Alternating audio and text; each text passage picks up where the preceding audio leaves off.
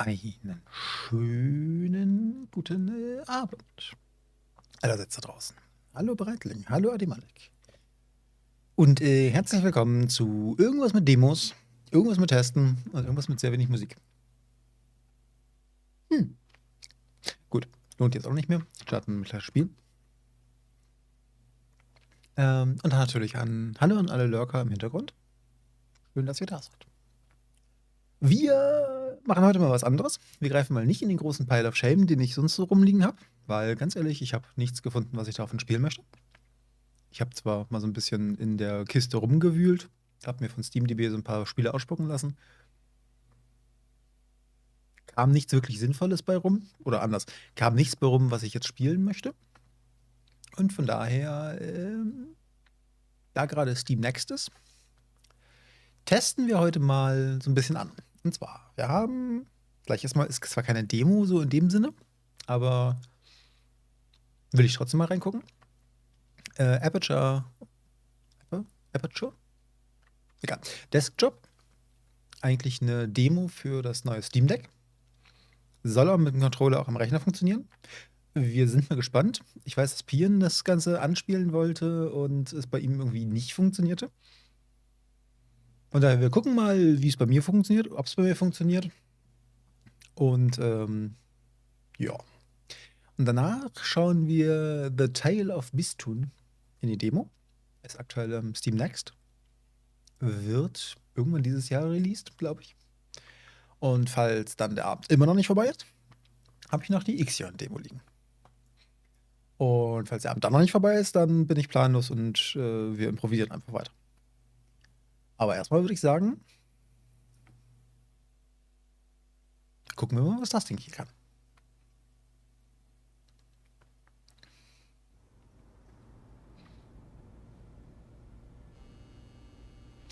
This game has been optimized for play on Steam Deck.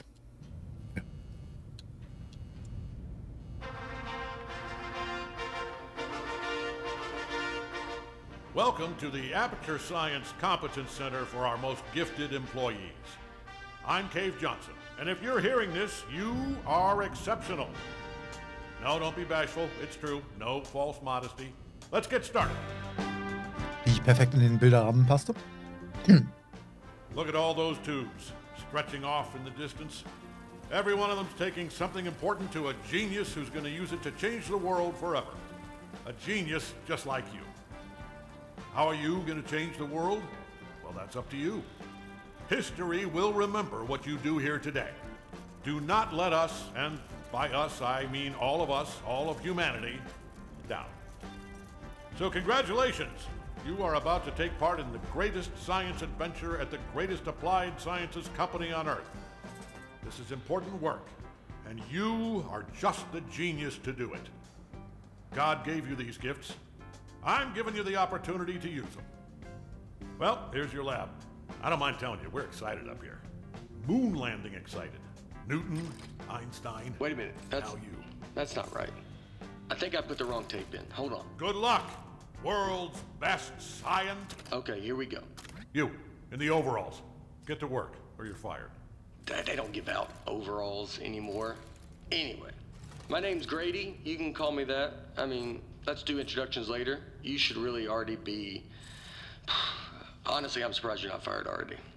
Anyway, you are a product inspector.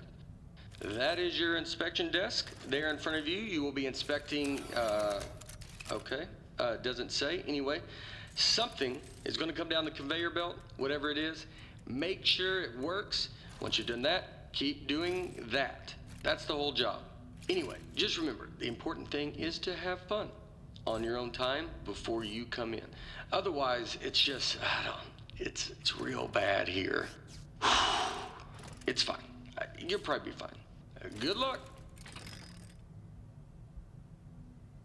Okay, ich mag das Portal-Universum, ne?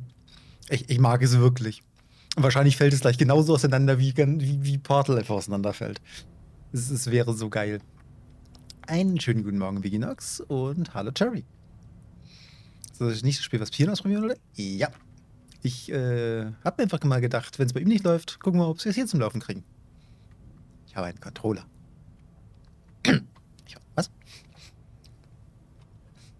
Schon mal ein lustiges Intro. Ja, es soll also ich habe so ein bisschen was drüber gelesen. Es soll im Portal-Universum, aber nicht direkt so als Fortsetzung von Portal, sondern einfach nur halt ins gleiche Universum geworfen. Was ihr nicht seht, hier hinter mir, also hier so, jetzt seht ihr es doch, jetzt seht ihr mich noch nicht mehr, deswegen seht ihr es jetzt nicht mehr, gibt es einen blinkenden Controller-Block. Ich habe extra geguckt, dass es auch der Controller-Block ist, den der Xbox-Controller hat.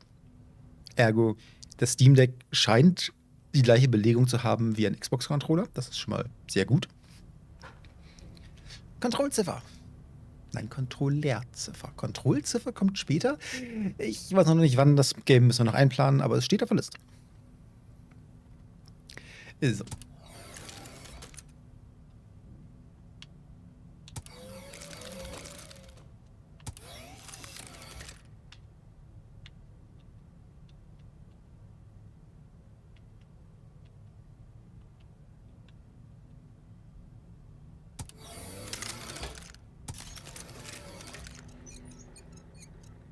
Da ist ein Bug.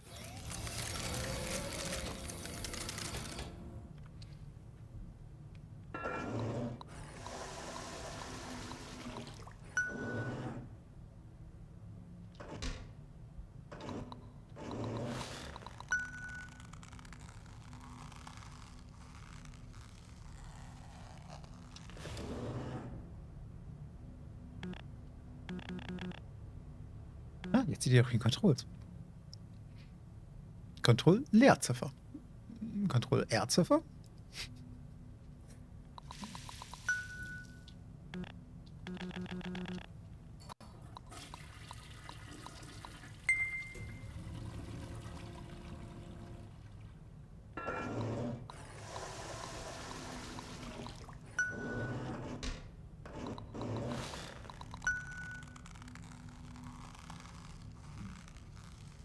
Was mich ein bisschen beunruhigt, dass da oben eine Munitionsleitung lang führt.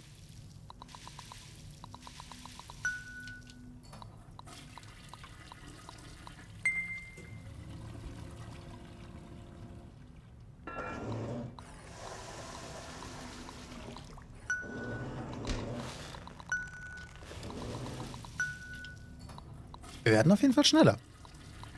So, das war's, der gesamte Content. I knew it. I left the volume down. Hold on. Zip, zap, zop, that is how you inspect a toilet. I hope you were paying attention because I'm not saying any of that twice.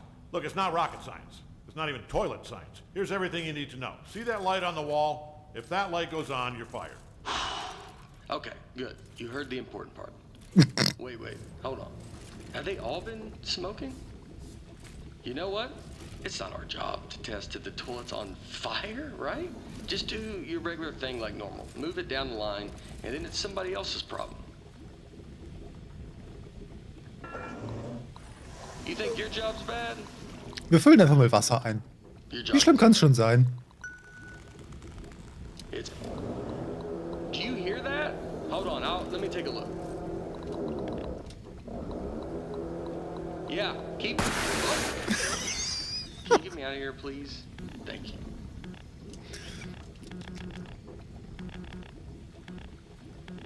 Can you get me out of here, please? Nope, I'm just wet now. No. That's just pushing me deeper in.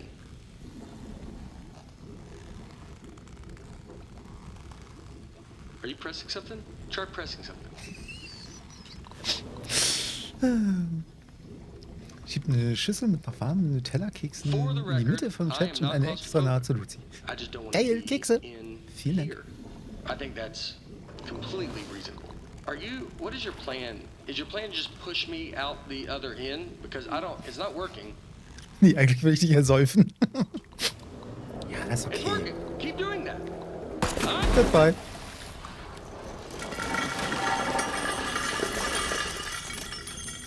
Just test it. Get it out of here.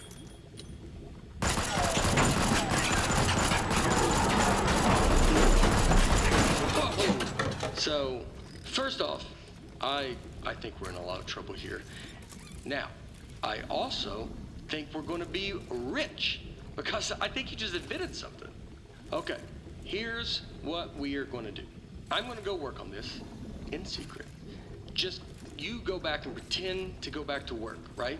Like it's gotta look good. I mean, just pretend the most you've ever... You know what? Just go back to work, actually. Yeah, that works. I'll be back.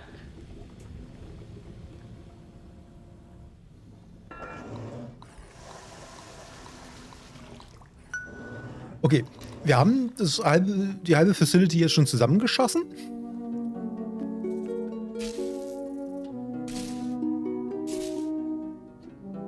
Six months later. 278.100. Fleißig. Fleißig, fleißig. I'm back. Yeah, I'm back. First off, you did awesome pretending to calibrate all those toilets. The best. All right, are you ready for this? Presenting. You gotta press the button. Presenting the Aperture Science Turret. Go on, take it for a spin. The controls are right there on your desk. I mean, right, the controls are right there. Yeah, and I haven't even showed you the best part. Here's the best part. Shooting. You know what, though? I mean, you're definitely going to kill yourself with it pointed at you like that, so let me just turn it around. All right, shoot again. Don't worry, it's safe. I mean, this time. This time it's safe. Last time it wasn't. You almost died.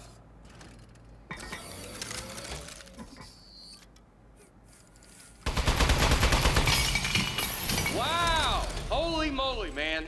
That is great! Oh, man, the turret broke. That was the only one, too. But don't even worry about it, because here's what I've actually been working on. Ta-da! Introducing the Mark II. This is what I spent most of the 6 months on. It was 1 month for the first turret, and then like 5 for this bad boy. Oh man, you gotta take my picture with this. The desk should have a camera built into it.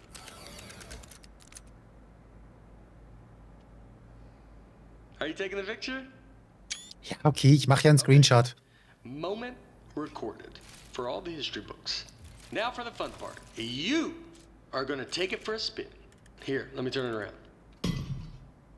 Okay, normally I'd walk you through everything, but I think you get it. Let's just open everything at once and see what happens. Okay, go crazy. All those controls.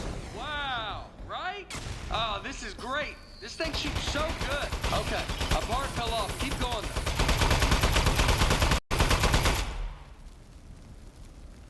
All right, something else fell off. You can still shoot everything else. Don't even worry about it.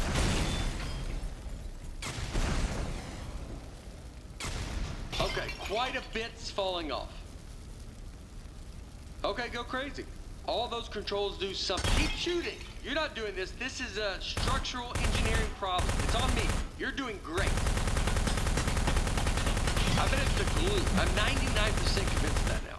It even looked cheap when I bought it. I remember looking at it like, spend the extra $1. And yep, here we are. Ich will die Gatling sehen. Jetzt ist sie weg. Oh Mann, oh. Das war ich nicht. Ich hab nichts gemacht. Ihr seht die Controls da unten. Das war ich nicht. Wirklich nicht. Ganz ehrlich nicht.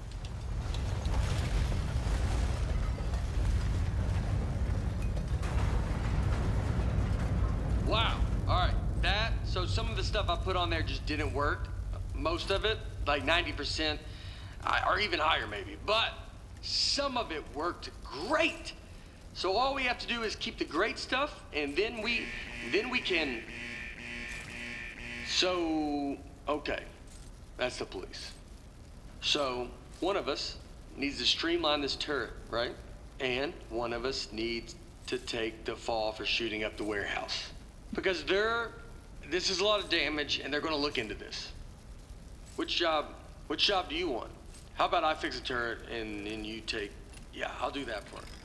Remember, if anyone asks, you don't know me, okay? Don't say anything. Lutz legt das ganze Wahn aus. Das war ich nicht. Der Schuss, der alles in Schutt und Asche gelegt hat, das war ich nicht. Wirklich nicht. Ich habe nichts gedrückt.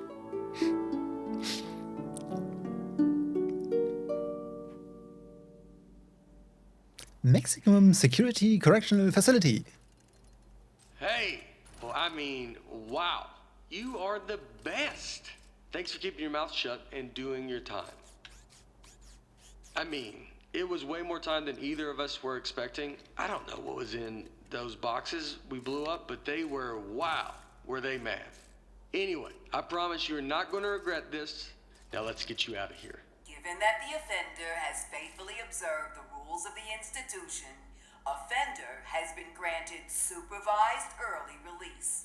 Please sign for your possessions. Inmates' possessions are as follows. Desk, 1. Inmate must state their name, print their name, then sign their name.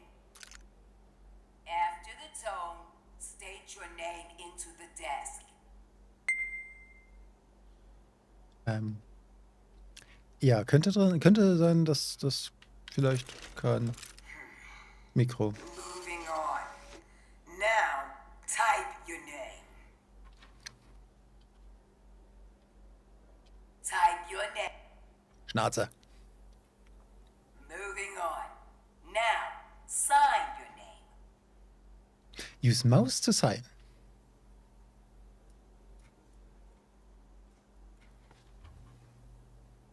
As a condition of supervised early release, parolee and desk agree to report within 15 days. Hey, don't listen to her. You don't need to worry about reporting to your parole officer.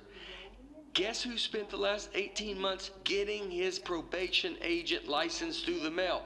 Yep, me. That's right. I'm your parole officer. I mean, not just you. I'm managing like 7 guys on parole right now, but they're basically reintegrated back into society. Well, not Tony. He's struggling a little, but anyway, that's all I was doing. I got something to show you. Let's get out of here. It is never too late to mend. You are both free to go. Oh, bring your desk.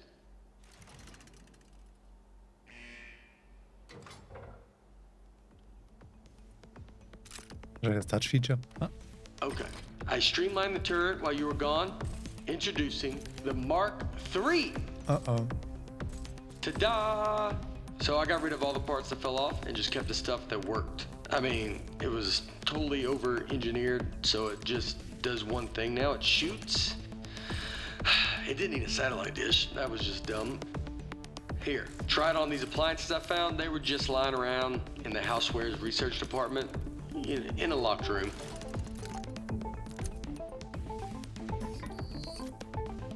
It's It's a just like laser. the Mark I. I like that tattoo on your neck. Did you do it yourself?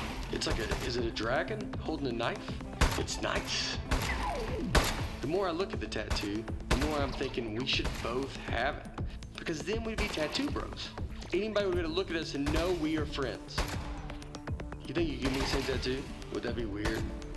It would be weird having the same exact one. All right, I'll think of one. What about like a robot arm coming out of the side of my head and it's holding a wrench? So you got the dragon and the knife, and mine's similar but more robot themed. Hey, Man, that'd be so cool. Oh, speaking of being cool, I've got something even better to show you. Gyroscopic controls. It's real easy. Just pick up the desk, tilt it around to aim, and keep that thumb on the right thumbstick. And you shoot with the right trigger like normal. Go on, try it. ja, das könnte jetzt schwierig It's werden. real easy. Just pick up the desk, tilt. How much did the tattoo hurt? You gave it to yourself. Did you have the proper tools? I would bet not, actually, now that I'm thinking about it. You probably had to heat up a pin with the lighter or something. That sounds pretty awesome. Another tattoo idea I just had, instead of a robot hand coming out holding a wrench, what if it was like a skeleton hand? You know, so you're looking at it like, Eine Unterschrift, wie what's sie it nur trying to eine say? Mutter liegen könnte. On the inside, or Nicht does mal it die. have like a skeleton trapped in him? Aber malen mit einer Maus ist halt auch gar nicht so einfach. Skeleton arm tattoo. I decided. That's the one I want. So when we get a free minute, I'll find a pen and we can heat up that lighter. Warte. Tilt the desk to aim it. Keep that thumb on the stick. Right trigger to shoot. Take it slow. You will get it. Warte. Hat dir gerade gesagt, er holt ein Fahrzeug und eine Nadel für ein Right thumb on the stick. Tattoo? Right trigger to shoot. Tilt the desk. All right. Everything checks out. This thing is perfect. I think we're good to go here. So, I was saving the best for last. Well, while you were in jail, I got us a meeting to show our turret to Cave Johnson. That's right, the owner of the company. No pressure, but if he likes this, he's gonna make us rich. Forever. Are you ready? Let's go. Und so sind die Turrets entstanden, die in Portal 1 und 2 begegnet.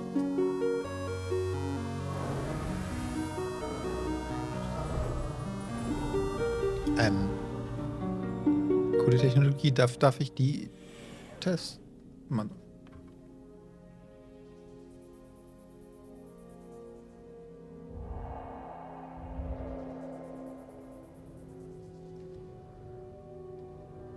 Stifte im Fahrzeug. Ein What are you gonna Pen. do with your share of the money? Ich hatte Pin verstanden. So, I know what Nadel. I'm gonna do is pay off the money I borrowed to make this turret. Like immediately pay it off. Or I'll be in some real trouble. Plus the VIG, I'll have to pay that too. Does it make sense to you that the VIG is more than what I borrowed in the first place? It doesn't seem like it. That's weird. Somebody overrode the controls. Hold on.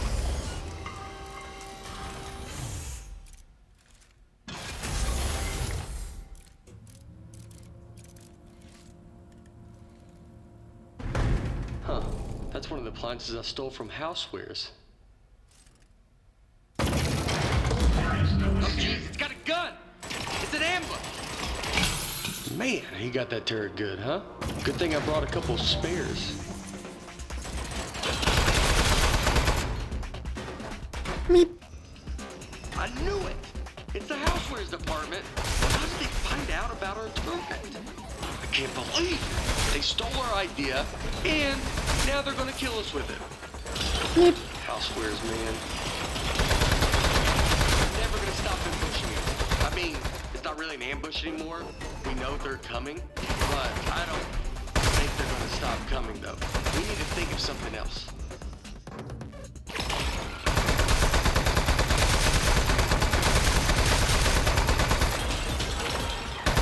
Kann ich bitte mit Maus zielen? We think they're gonna keep coming for, like, basically forever.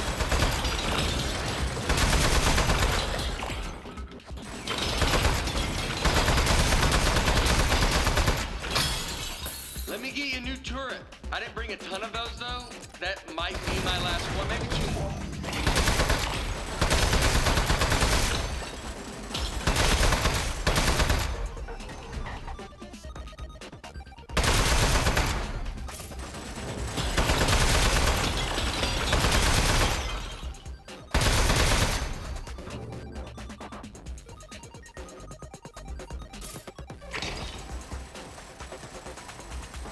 Oh, there is some kind of switch back there. Ja, alles kaputt machen. Nice work. I got the elevator working again, but we have another 80 floors before we get to cave. We're not gonna survive 80 ambushes in a row. Your desk should have some buttons on the underside of it. Those fire the rockets that got built into the desk. They put those on there standard now for safety reasons. So, if you hit all 4 buttons at once, Automatic desk launch sequencer engaged. here we go. We are go to launch in 10, 9, 8, 7. Modesty panel set to flight configuration. 3, 2, 1. We have liftoff.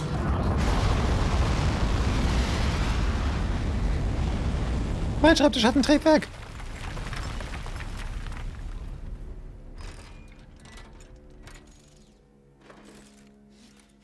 Okay, really nice work. Good shooting. I think we're good from here. They probably gave up. I have given up by now. Okay, Let's go show this thing to Cave. Also, I do have one quick confession.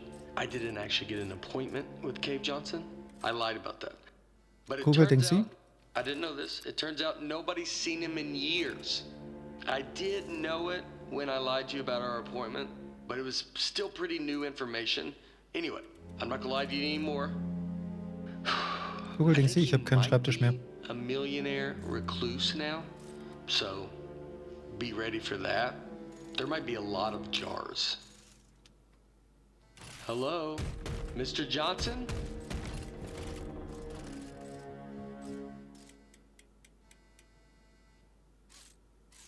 Let's just go in. Mr. Johnson, are you here? Hey there.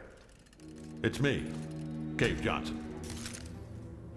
No, not behind the giant head. I am the giant head. I'm gonna level with you. A few years back, I got real sick. Body riddled. Hey! I can't talk over the sound of you shooting me.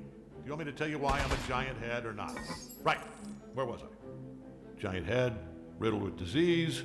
Now I remember. I'm gonna level with you. A few years back, I got real sick. Body riddled with disease. I was a goner.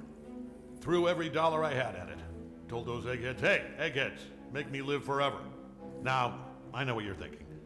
You gave the smartest engineers on Earth a blank check to make you immortal, and this is what they came up with? A giant head? Off by a mile. No. They figured out how to put my consciousness in a computer.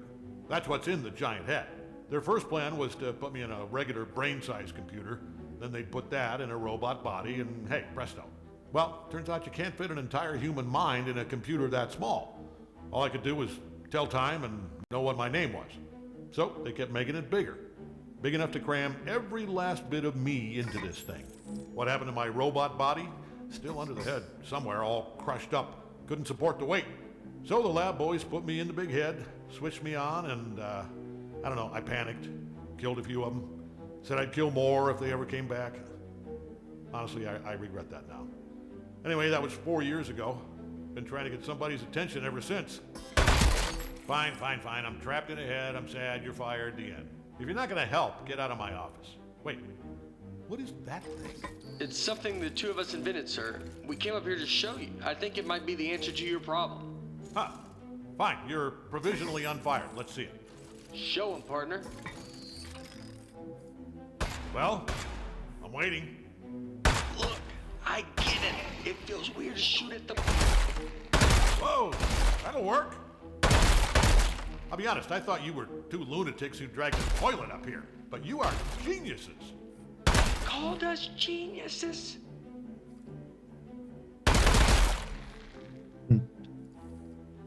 We need to find his weak spot. Son, this thing's made of clay. It's all weak spot. Ja, das Kabel muss weg, aber... We're going, sir. Keep shooting him.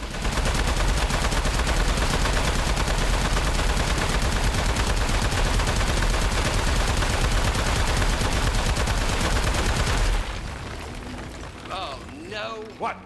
You are made of metal, sir. So shoot the metal. Is it working? I'm in the head. I can't see. It's working great, sir. It doesn't feel like it's working, but you're the eggheads. I don't think it's working, but keep shooting. It's making him happy. Ha ha!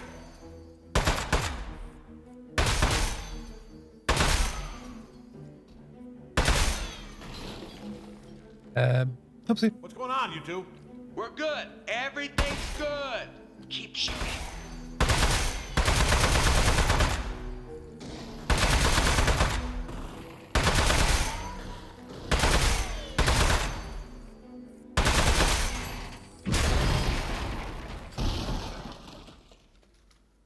Hey, you see that? I think that's his power source. Oh, here we go. Powering down. The great beyond. Boy, I'll give you two credit. That is one hell of an invention. You did it. You figured out how to end my suffering. All right. Suffering ended in 3, 2.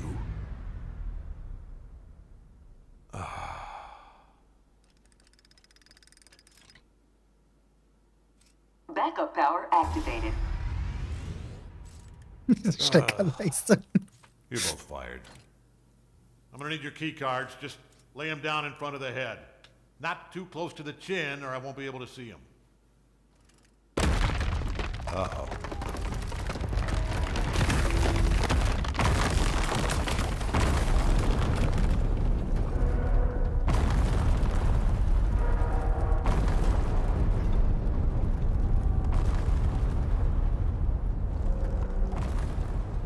You know what?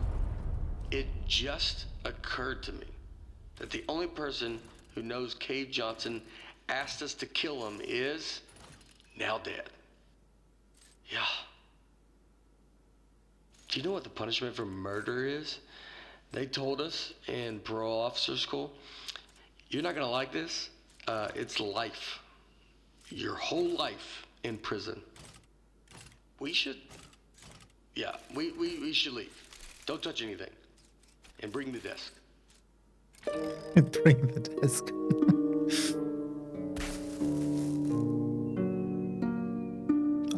Ich glaube, die Mantis-Zivilisation hat es leider auch.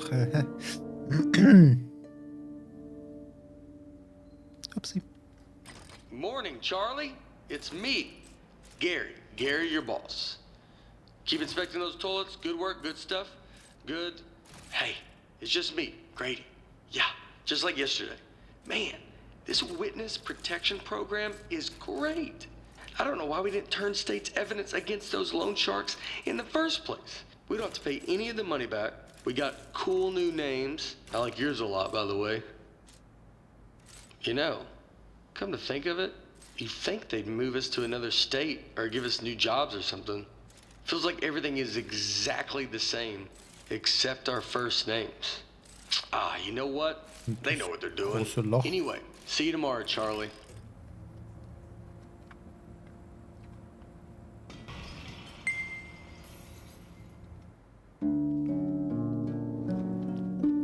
Die prüfe ich nicht mehr, die ist kaputt. Ich glaube, die werden sich noch revanchieren.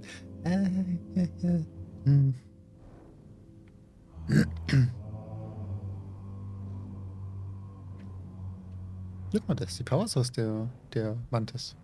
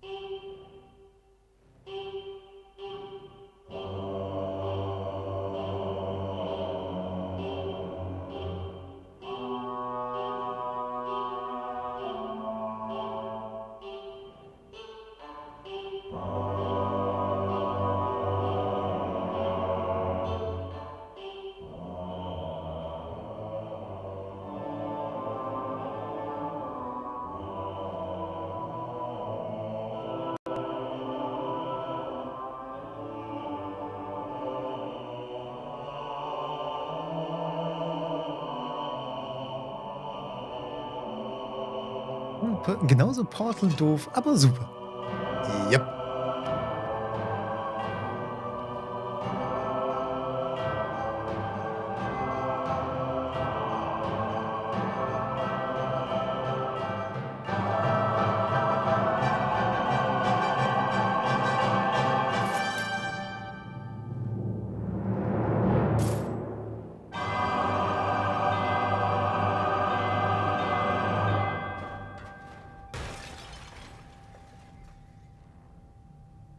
Okay, geil.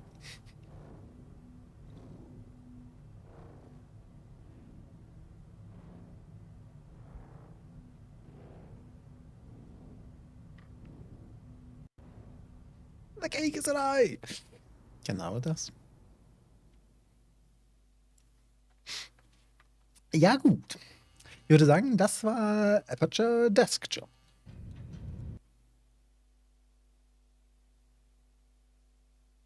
Ich fand's cool.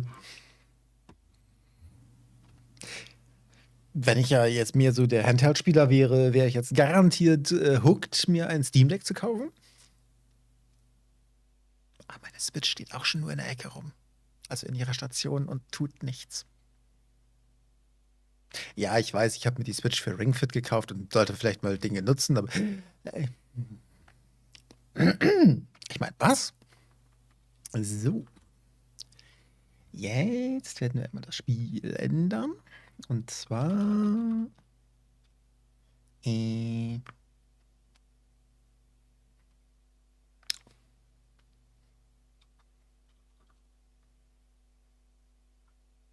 In das da. Genau, fit zu fahren. Das Emote. Da brennt was.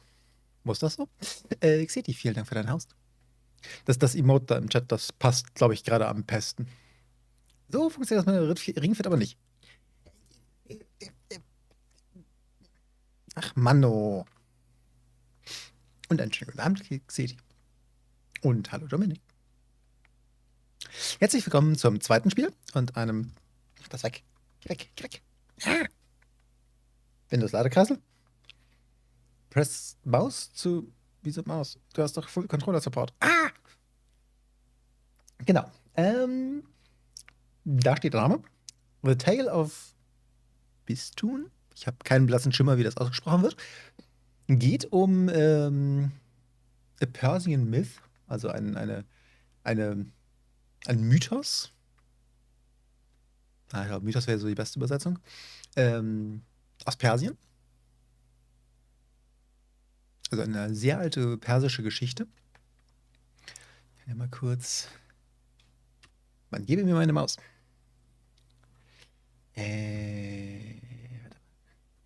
Gucken. Mal gucken, ob der Bot heute mal das tut, was er soll.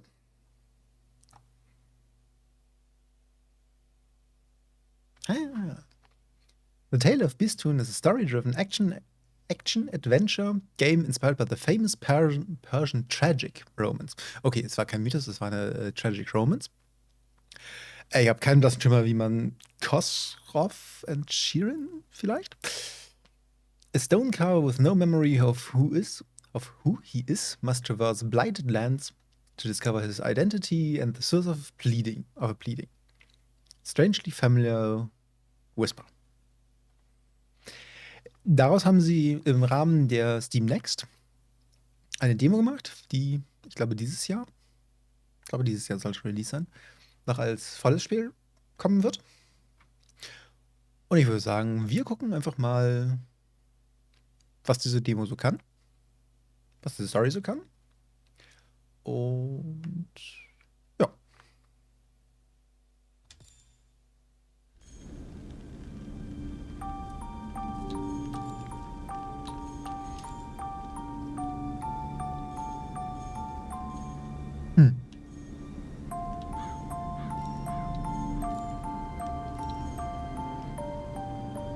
Okay, Movement, Menü. Right Button ist Active Ability. Y ist Interact. Aha, warum? B ist Sprint, A ist Rollen, X ist Angreifen. Okay. Ich hoffe, das hat sich irgendwer gemerkt. Ich nämlich nicht. Von daher, schauen wir mal. Mit einem Host anzukündigen, hat irgendwie Stil. Yep. The root of the problem. Talk to the tree. Okay. What happened? The man cried. Where have you taken me? Calm yourself, human. Did you not want to leave that alien realm? The tree leaned closer and introduced himself as all seeds, a pomegranate tree. I don't know who I am. the man said. All Seeds pondered. Others like me have been afflicted by a sickness. Help them, and I will return the favor. All Seeds told the man to look for talisman stones, strange rocks protruding from the ground. Destroying the talisman stones would free his kind. Then, the mighty tree extended a great branch outwards, pointing east. Unearth the Canot Gate to find the path forward, to find yourself.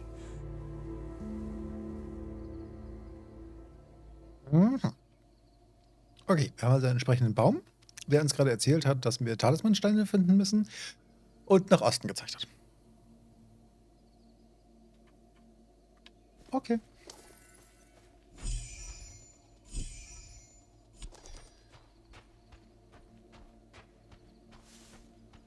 Hallo Vogel. Ich glaube, der Vogel möchte uns wem folgen. Und wie üblich, wenn das Spiel will, dass ich irgendwas mache, mache ich es nicht.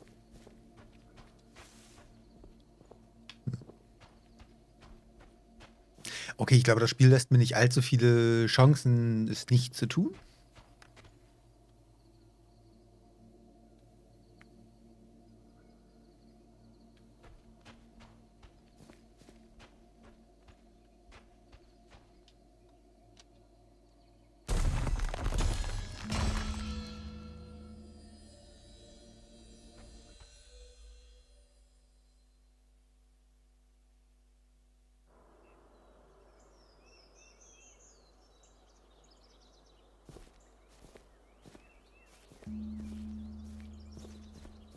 The man could roll under low objects with ease.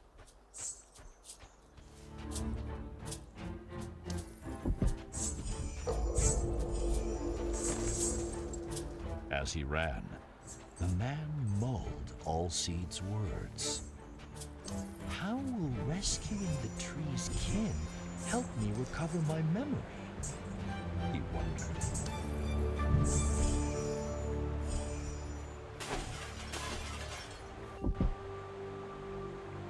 If travel broadens the mind, I should be wise beyond compare.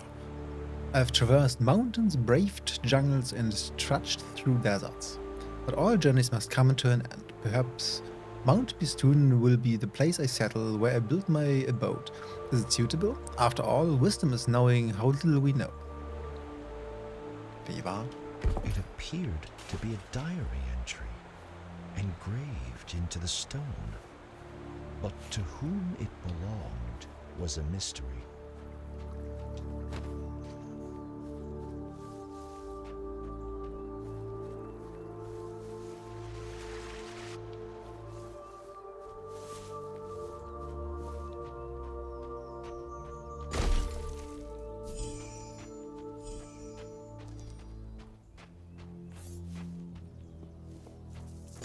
As he trod the winding path, the man thought about everything that had befallen him.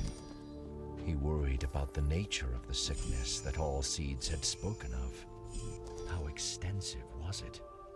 And how would it manifest itself?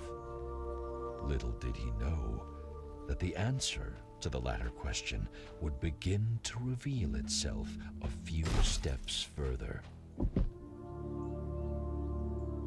You're invincible to all damage while you're rolling by pressing A. Okay.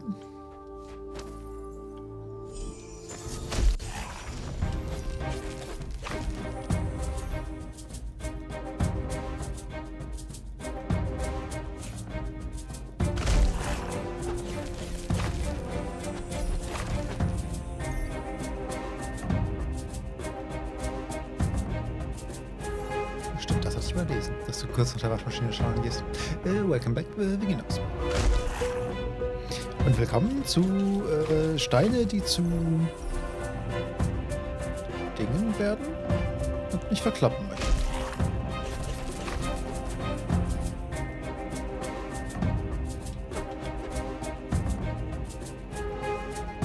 Und dann in einen anderen Stein enden, wenn ich sie umgeschnetzelt habe.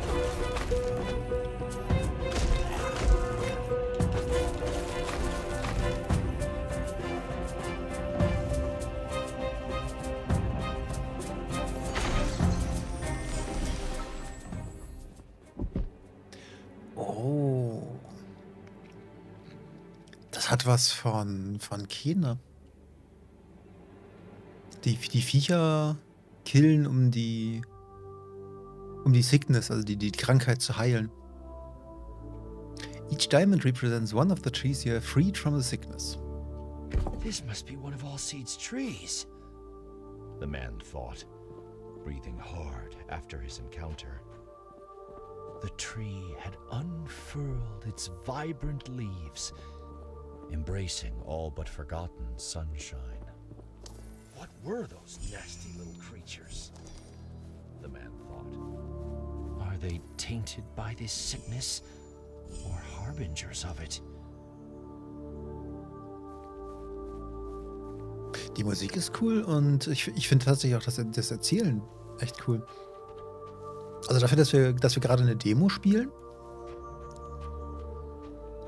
finde ich den Artstyle cool. Was mich so ein ganz klein wenig stört, ist dieses Wobbeln der Karte. Aber ist halt so. Aber dass wir schon jetzt komplette Vertonung haben, das ist cool.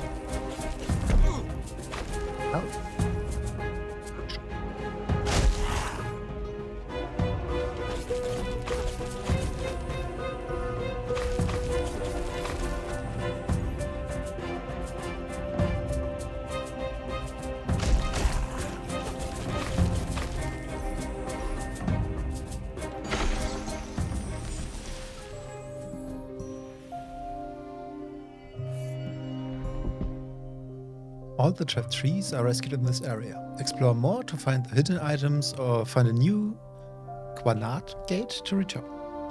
As the second of All Seed's kin was released, night cast its veil over the land. The inevitability of dusk, the serene quiet of it, brought the man a sense of peace.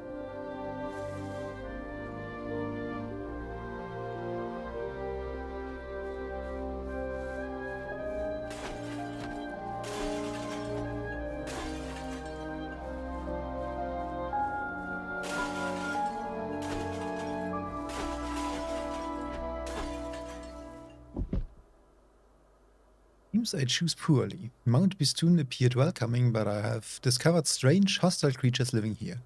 They are small and easily dispatched, but there's a chilling hunger in their eyes, the sort of greed that can never be satisfied. Whoever engraved this may know more about those creatures, he thought.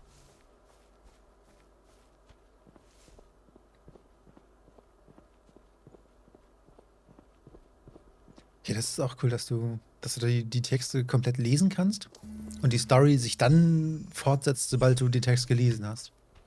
Der dir halt nicht zwischenquatscht und so.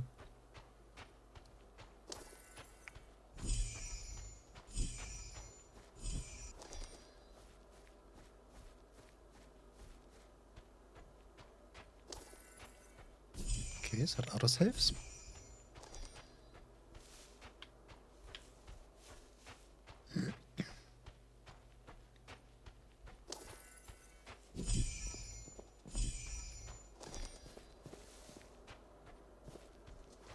All Seeds was right. There is a sickness afflicting nature. The talisman stones must be at the heart of it. But where did they come from?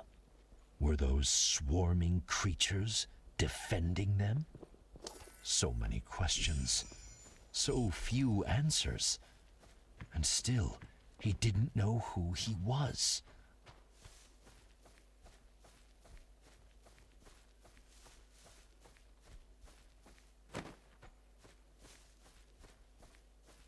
Kurz wieder weg. Ich muss noch was machen. Da hat man keinen Japanischkurs und trotzdem da was zu tun. Tja. Viel Erfolg.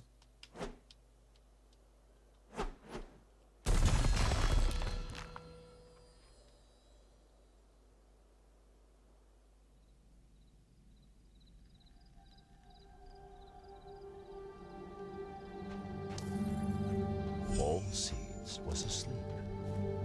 A huge pomegranate hung from a branch.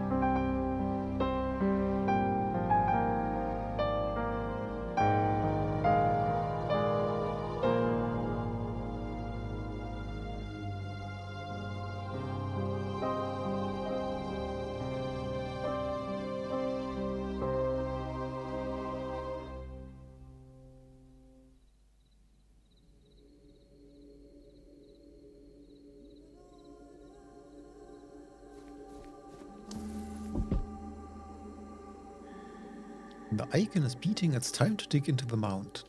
Farhad. My name is Farhad. But who was that pained woman? And why did she ask what she did?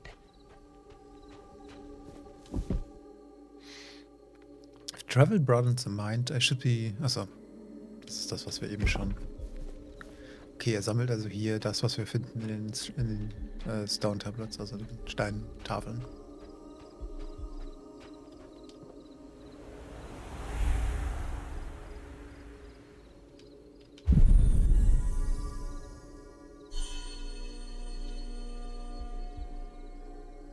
I remember now. My name is Farhad. Such solace in something so simple as a name, but still, that is all I recall. Who was that woman? Why does she want me to dig into the mountainside?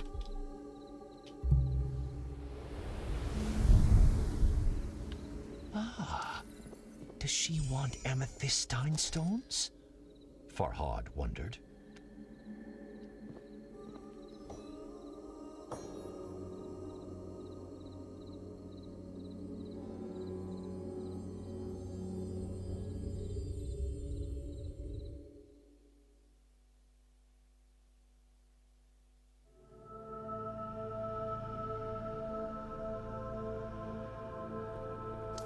Farhad found himself in the celestial revelations realm once more.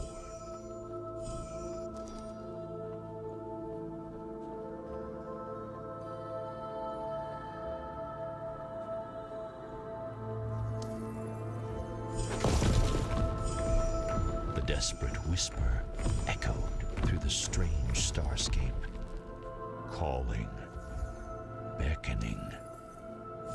Farhad! Farhad! Farhad could hear years of agony in those few words. Help me, Farhad. Please.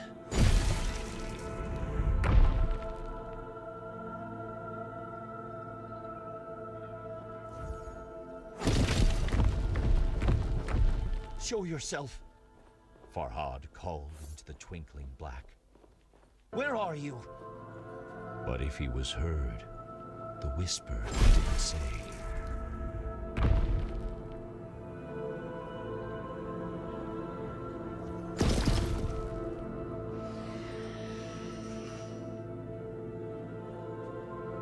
Da oben noch nicht komplett umgeguckt.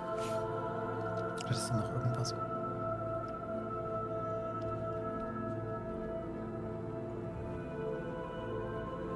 Nein, warte, also nichts mehr.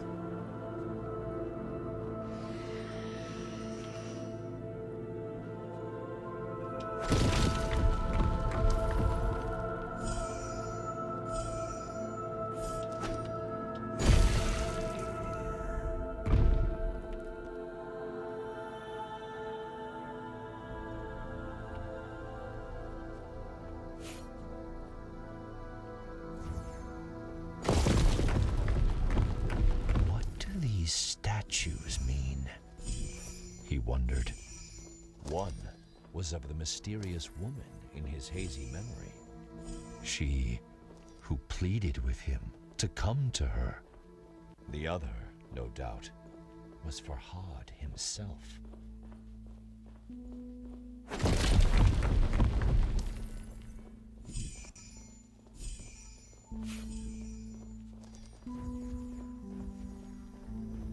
Was she the key to his past and his future?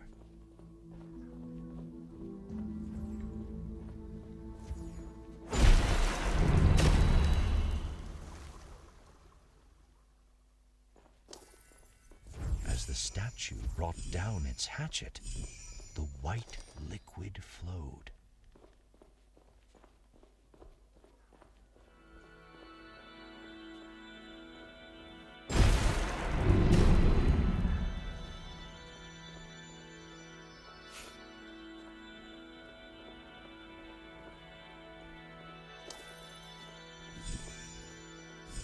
Farhad could only hope that soon his thirst for answers would be quenched.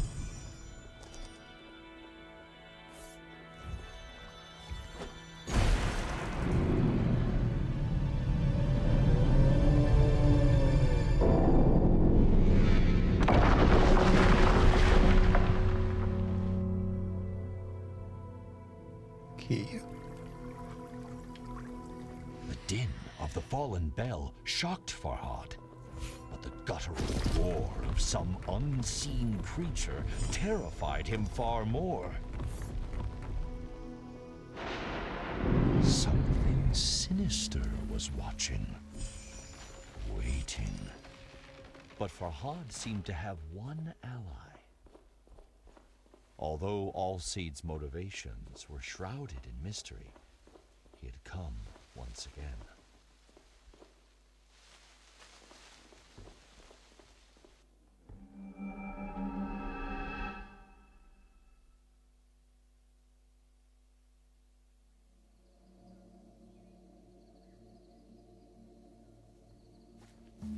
What do you know of that place? Farhad asked All-Seeds. A shiver passed through the tree's branches. It is the realm of lost memories and forgotten souls. When I bit the pomegranate, Farhad said, I had a vision. I was engraving, sculpting. Is that what I do? Am I a sculptor? All-Seeds pondered. I cannot say, but memories can be hewn from stone. Consider that. More of my kind are trapped. If you can help them, perhaps I can provide answers. Farhad turned to leave, but All-Seeds held out a gnarled palm. Be warned, though, human. The great tree said, A fearsome monster, a Div, lurks in the Revelations realm. Bistun is its name, after the mountain on which you now stand. Keep away from it if you wish to live long enough to uncover the truth.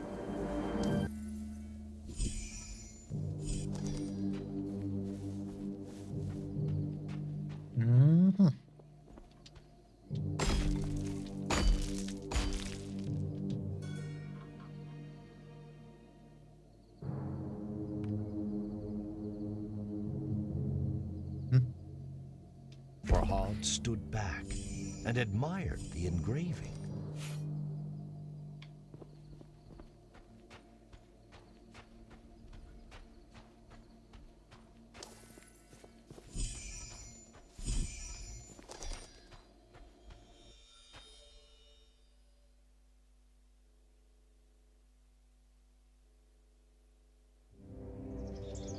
Despite Allseed's warning, Farhad felt the seed of hope taking root in his breast. Although the path behind and before him was shrouded in darkness, now there was light enough to see his feet. Allseeds had proven that it could help Farhad regain his memories. And although he didn't yet have all the answers, he had purpose. And what is anyone without purpose?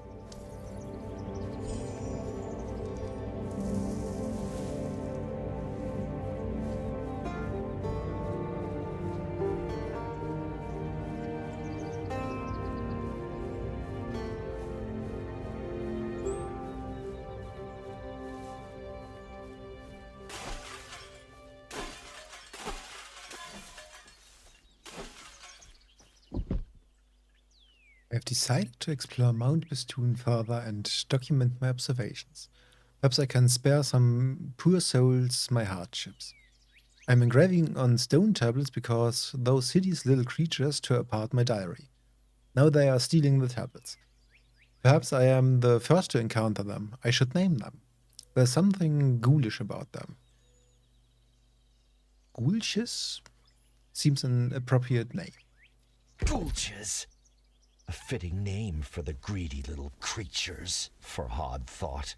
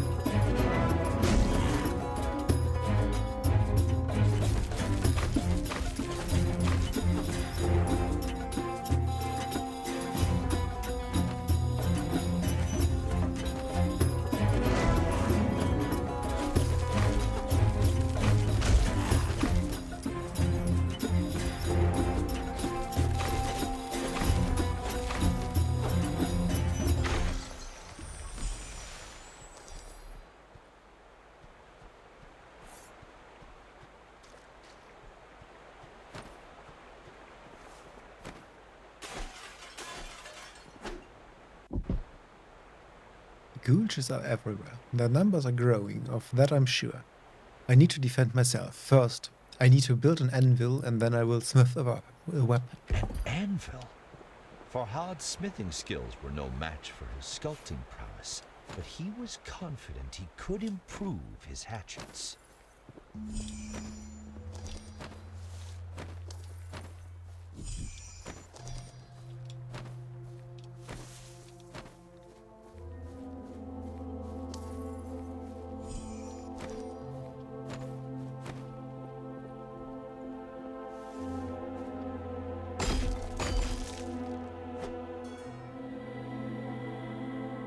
Farhad's thoughts never wandered far from the lady in his memories, but her face eluded his grasp.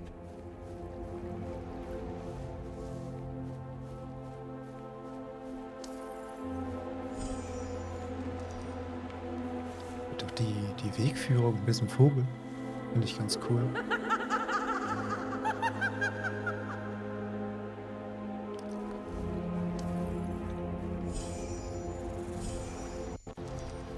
Dass einem der Vogel quasi angibt, wo man als nächstes hinrennen soll. Such deranged laughter ever heralded anything good.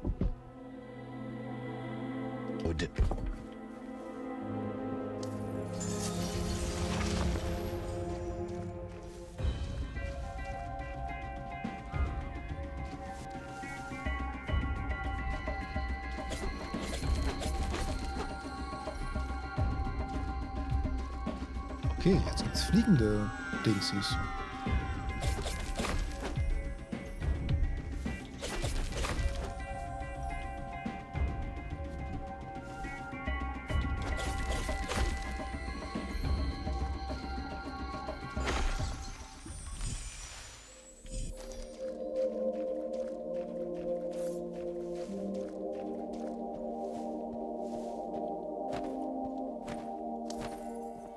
A sculpture caught Farhad's attention. Amethystine stones protruded from its broken form. Ja, aber hier ist Loot. Also. Vermutlich ist hier jetzt Loot. There's nothing natural about the creatures that plague this place, particularly the flying, crackling one. I've named them Parries. Yesterday I touched one of the purple stones. My hand went numb, heavy, and throbbed for hours. I must be more careful. Farhad realized that being light on his feet was the key to evading the Parry's projectiles. But what new horrors awaited him? Projectiles?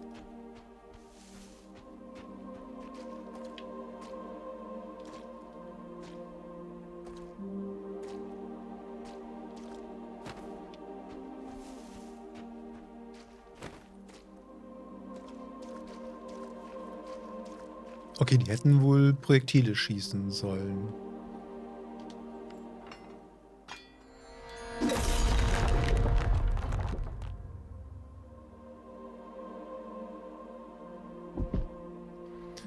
The active ability for your weapon has been activated. You can use it by pressing RB. Your weapon is highlighted when your active ability is available. Okay. New anvil activated. Hatchet activity active. Farhad felt a new affinity with his hatchets, as though they were a part of him.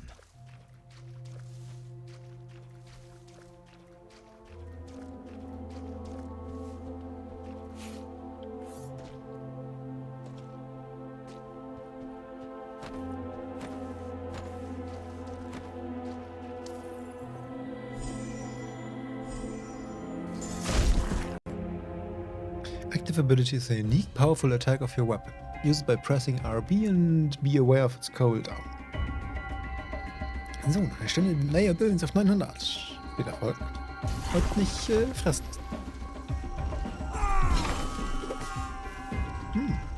Okay.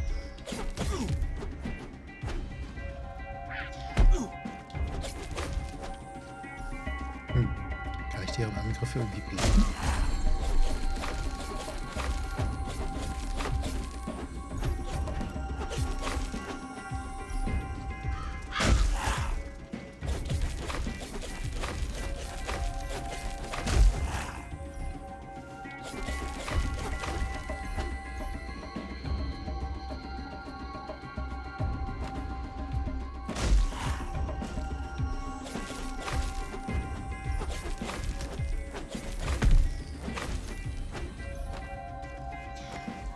Ja, die haben Zielverfolgungsprojektile. Projektile. What the fuck? Ah. Hier geblieben. Lass dich verkloppen. Geht doch. Once again, night fell, as the last tree was cured of the blight. It was time to return to all seeds.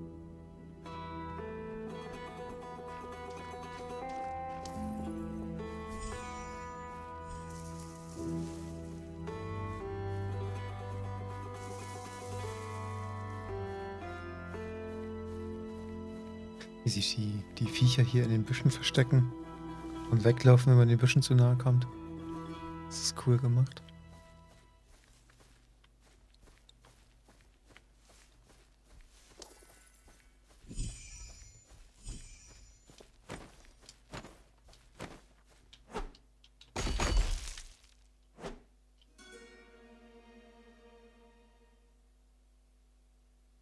Deep down, Farhad knew who that huge hand belonged to.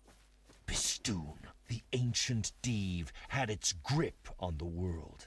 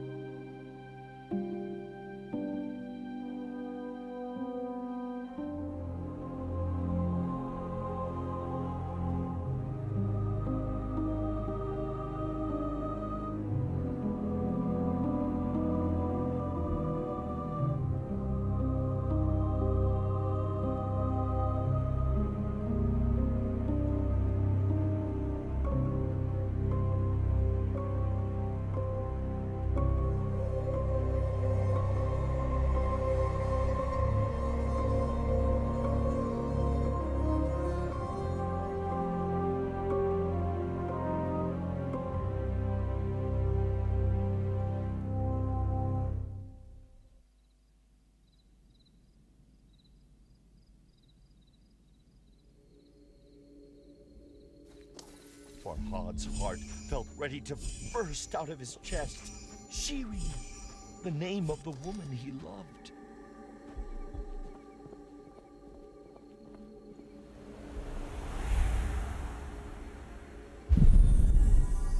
My princess, my love, where are you? Are you in pain? Your voice will be my guide. I will find you.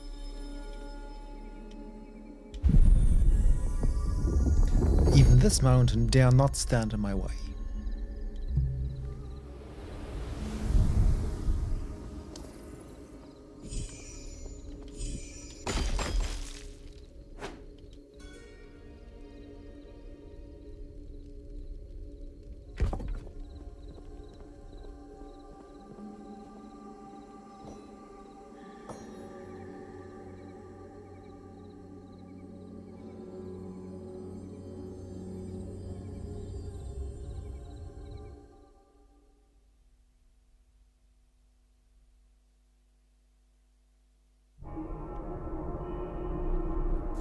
Silence hung thick in the ethereal air, as if God himself were holding his breath.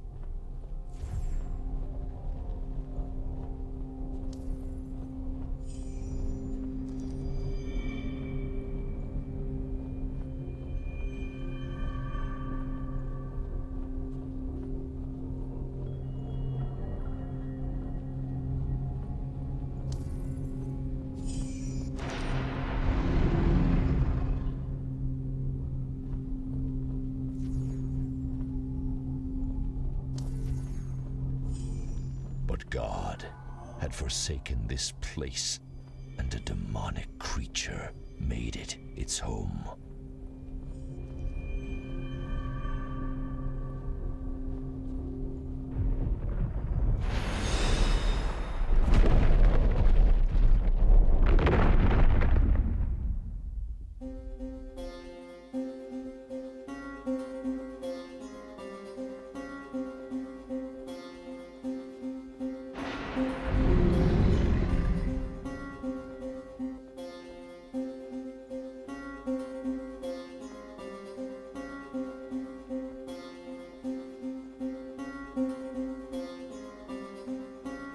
something. Perhaps the ominous roar had activated the talisman stones. The hoopoe, Farhad's thankless guide, was trapped.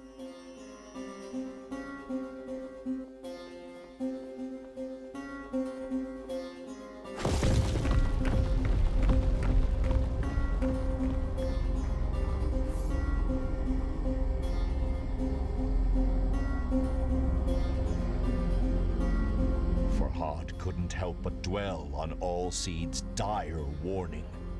Beware the Div, Bistun, if you value your life.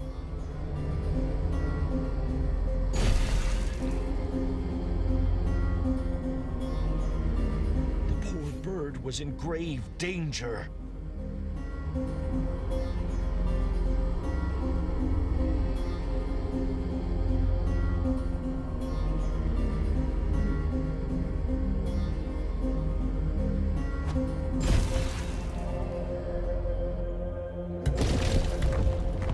Farhad found his attention drawn to the floating island pierced by menacing light.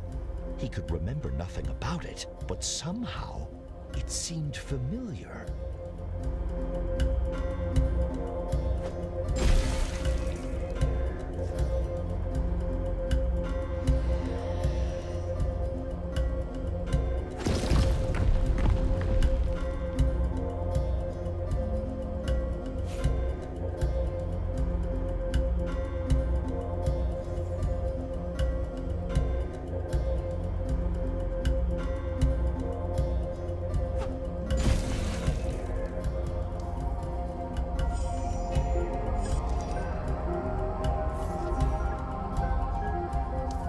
Farhad freed the hoopoe, but flap as it might, it struggled to fly.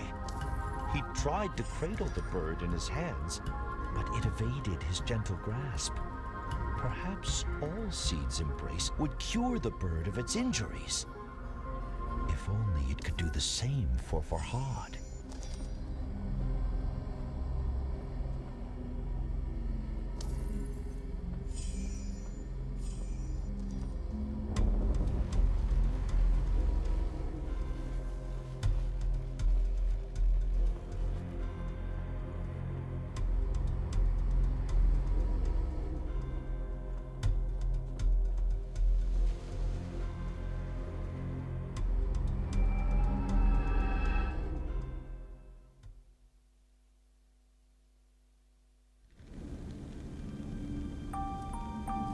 Thank you for playing. For more on the tale of Bistun, make sure you follow us on social media. Okay, ich find's cool. So von der Demo her. Sowohl der Artstyle ist cool, als auch die Erzählung, die Geschichte. Also ich würde gerne wissen, wie die Geschichte weitergeht. Wie sieht es mit euch aus? Würdet ihr euch das weiter mit mir angucken, wenn wir dann die Vollversion spielen?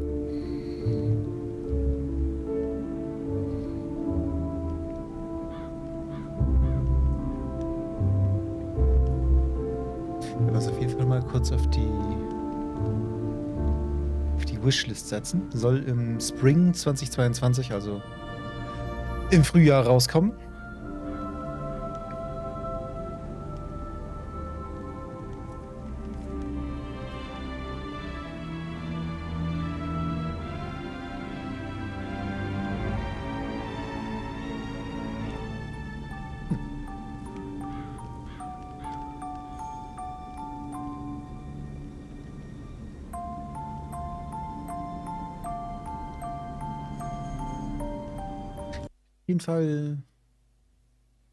Auf jeden Fall spannend. Ich glaube, das werden wir nicht zum letzten Mal gesehen haben.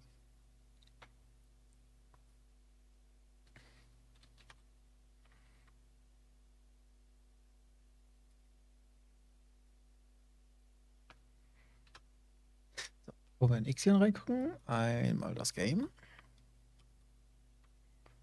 Das da müsste es sein.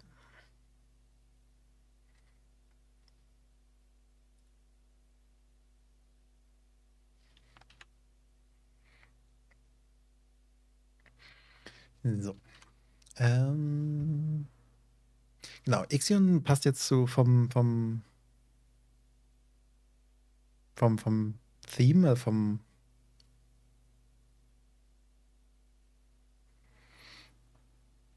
Setting gar nicht so richtig zu Bistun, zu Tale of Bistun. IXION, wie man schon ein bisschen sieht, ist eher im Weltraum-Szenario angesiedelt. Gucken, ob er das auch hinkriegt. Dazu auch mal kurz eine Info rauszurücken.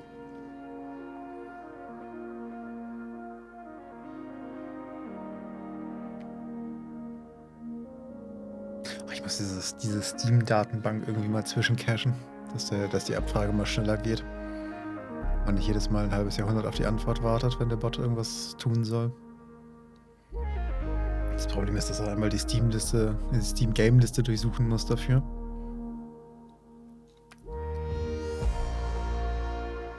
Und das irgendwie dann doch ganz schön lange dauert. Er den jetzt gerade scheinbar gar nicht findet.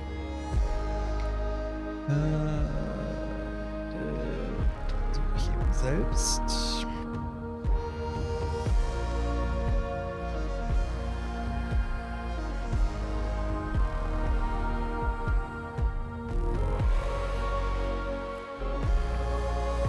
So, IXION.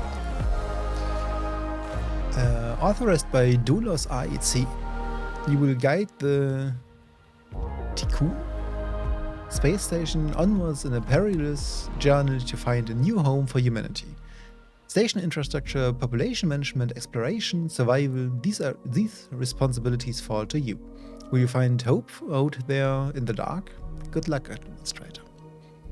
Also mit anderen Worten, wir haben eine Raumstation, die Tikkun-Raumstation, wie wir sie gerade hier vorbei schweben sehen, die auf der Suche nach einer neuen Hoffnung für die Menschheit irgendwo im Weltall Dinge tut.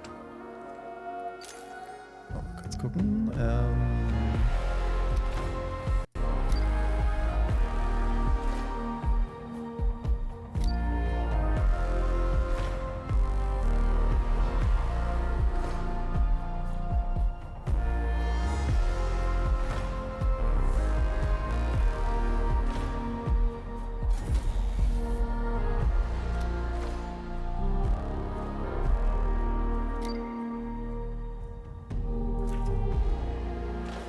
Was ich schon auf jeden Fall in der Ankündigung gelesen hatte, die Demo wird uns nicht speichern lassen.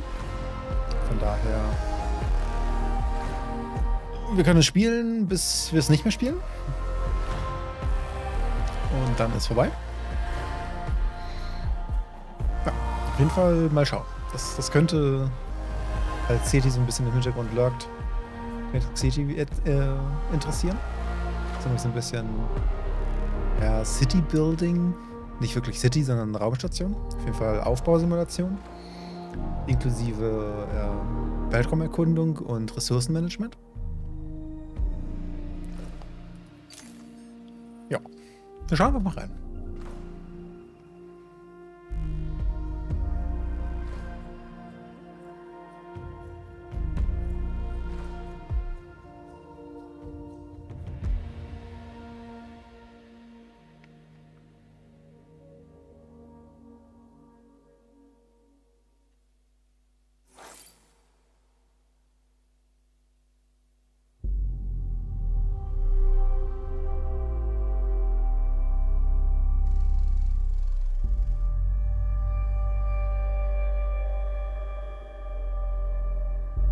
Control, we have typing clearance for shuttle launch. Initiate Stanford protocol. Flight procedures, check.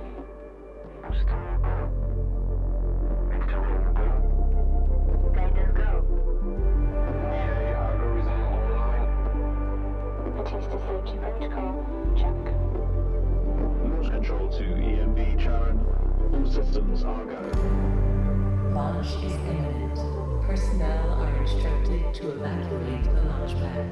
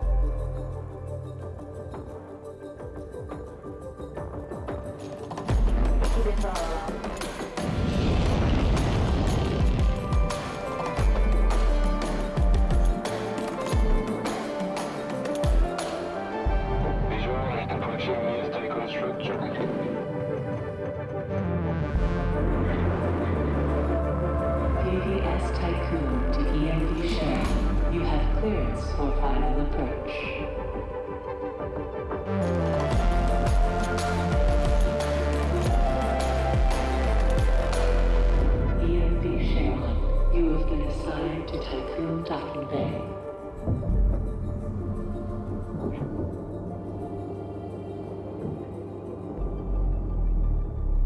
Welcome on board, passengers.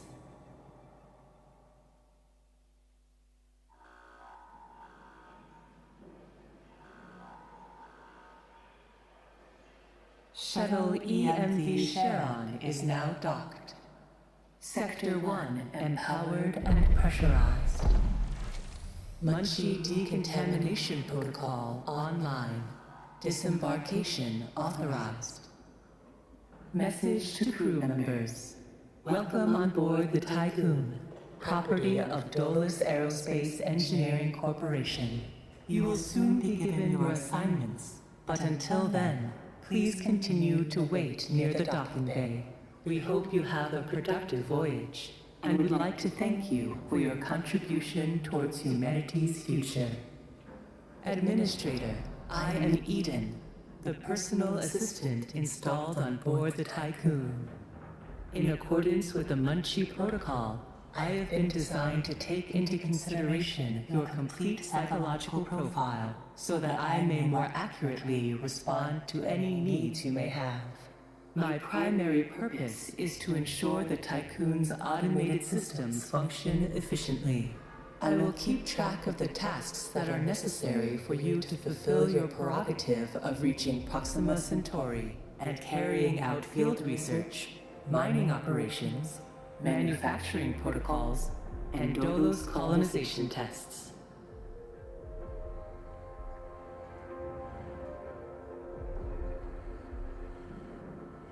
Intro? Definitiv episch. Und wir gehen aus. Was leider den Rest von Bistun verpasst. Wo ich definitiv mich auch auf eine Fortsetzung freue. Also ich denke mal, wir werden, wenn Tale of Bistun, wenn es denn gelauncht ist, auch spielen. Ich habe es auf die Wishlist gesetzt. Bin gespannt. Mittlerweile auch ein Spiel, auf das mich irgendwie freue. Ja, hab's gesehen, dass du es auf der Wishlist hast. Ich bin echt mal gespannt. Ein ablaufender Button. Was tut es, wenn es abgelaufen ist? Klickt es sich dann von selbst?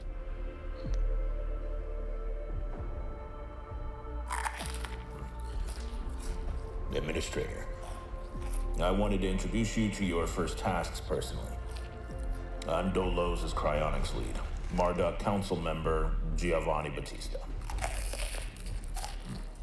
So, let's see. Your first objective will be to begin setting up essential infrastructure aboard the Tycoon, meeting the environmental conditions that are required to support your crew. Having laid these foundations, you will then oversee the installation of the Vol engine and perform a short test jump to Proxima Centauri. Upon arrival, your research teams will carry out a brief survey of local space, gather a few rock and coal dust samples, fire up the colonization protocol, begin building the foundations for mankind's future, yada yada yada. And then you'll come back. Now, in order to achieve this, you'll need to familiarize yourself with the Tycoon's core functions. It's no big deal. There's the production, stockpiling and distribution of resources, construction, balancing of power output with allocation. Oh, and space exploration, you know, setting out expeditions and all that. Basically, everything needed to establish scientific advancement and harmonious autonomy on board the Tycoon following the first test of its Vol engine. Eden's gonna display and keep track of your main objectives. Oh, and Administrator, don't let the position go to your head. Veneer has insisted to center Dolos' focus on the Tycoon, but this mission is just in preparation for our next project, the Protagoras. The Marduk Council worked damn hard to pull this mission together ahead of schedule. So, toe the line, do as you're told, and bring the Tycoon back in one piece. Leave the grand gestures and saving of mankind from ecosystemic destruction to us, okay? One last word of advice. We don't all think like Veneer Dolos. As of yet, no human law has been officially established amongst the stars. That sounds like an opportunity knocking to me. Okay. Nur so ein paar Kleinigkeiten, um die du dich kümmern musst. Das und das und das und das und das und das und das und das und das und das. Ach ja, und das Überleben der Menschheit hängt von dir ab. Danke. Dafür gibt es dann ja VODs. Das ist richtig. Ja, wie er die ganze Zeit am Mampfen ist während der Einführung. Zoom mal raus.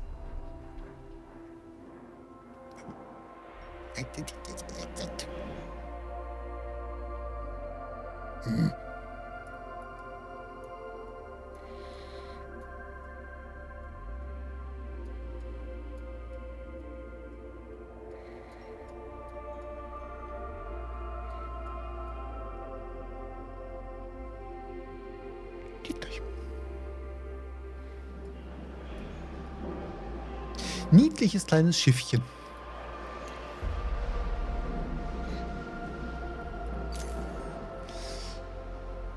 Tutorial views. IXION features 3 different player views: the interior view, the exterior view, planetary system map. And switch between navigation panel located button right call. Interior F1, Exterior F2, die kennen wir schon, haben wir gerade geguckt. Und Planetary F3. Gut, Camera Controls habe ich gerade gemacht. Buildings. Buildings are the core element of the station. They help you fulfill the station's population needs. They also transform, store and move resources required for maintaining the Tycoon station. Buildings have to be constructed. Kosten Ressourcen.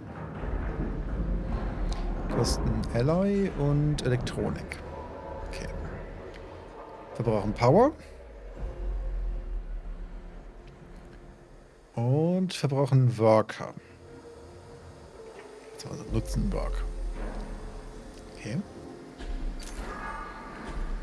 Buildings can be placed on the grid with a sector. Ich mag Grid-Bauten. Viel einfacher, Dinge ordentlich zu bauen, wenn man einen Grid hat. Placed on the grid of a sector when they are not overlapping with an existing sector. Okay. Typische Aufbausimulation. Buildings can be rotated with R key or mouse view. Okay. Must be connected to a road. It's made possible by having at least one of the entries overlapping to a road tile. Okay. Can also be dismantled by clicking the corresponding icon in the construction menu. Will refund its alloy and electronics. Okay, das heißt, man kriegt hier keinen Abzug, wenn man ein Gebäude wieder auseinanderrupft, sondern es wird einfach wieder abgebaut. Das ist cool. Building has been placed, construction process begins. Stockpiles will send resources. Active workshop will send a mech to assemble the building. The bigger the building, the longer it will take. So, roads. Road network main way to transport. Cost no resources. Take little time to build. Okay, das ist cool. Das heißt, man kann auch Straßen bauen, wenn man out of resources ist. Workshops need to be linked to construction sites for the worker mechs to be able to reach them. Transporter, stockpiles need to be linked to construction sites and building that need resources. Good. Sectors. Even though you have only one sector available at the beginning, the Tycoon station is divided into 6 different sectors. Sectors are the constructible areas of the station. Each sector is independent, separated by a gateway. Can be accessed by panning the camera left or right, directly clicking the corresponding minimap located button left corner. Each sector has a constructible area of 1680 tiles. Okay, das Spiel ist also nicht ganz klein. Top bar displays the stored resources for a given sector. Below their global. Okay. Each sector has a dedicated panel displaying information: available water, power consumption, Population und Work Condition Status. Unlocking Sectors. New Sectors can be unlocked by spending copious amounts of resources to force entry. Okay. Minimap. Hat 6 Sektoren. Battery charge is displayed in inner section. Na gut. So. Was noch? Achso. Ja, da kann man sich auch bewegen. Da kann man sich auch bewegen. Danke. Okay. Das heißt, wir haben keine Batterie. Wir haben einen Sektor. Wir haben 85 Typis. Wir haben 85 Homeless. Blöd. Wir haben keine Batterien. Wir verbrauchen 14 Energie. Wir kriegen 68. Optimale Arbeitsbedingungen. Cycle 15. One revolution of the station. Okay.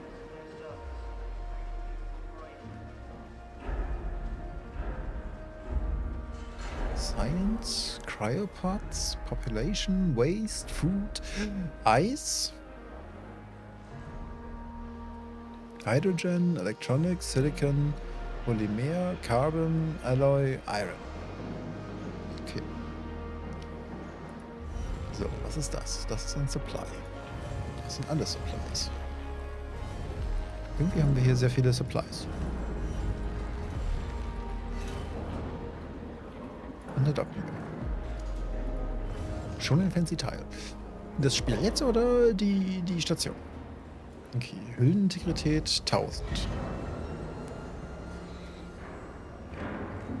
Available Power 14 von 60. Oh, das heißt, wir verbrauchen nicht 14.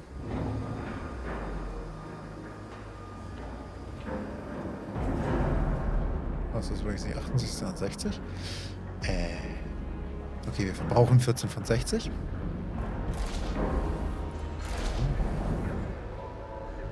Trust in the Administrator.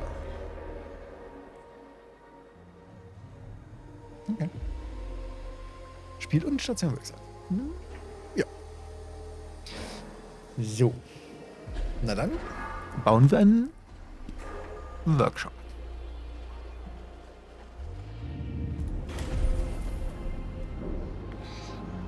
Okay, wir können Stockpiles bauen. Wir können Workshop bauen. Wir sollen einen Workshop bauen.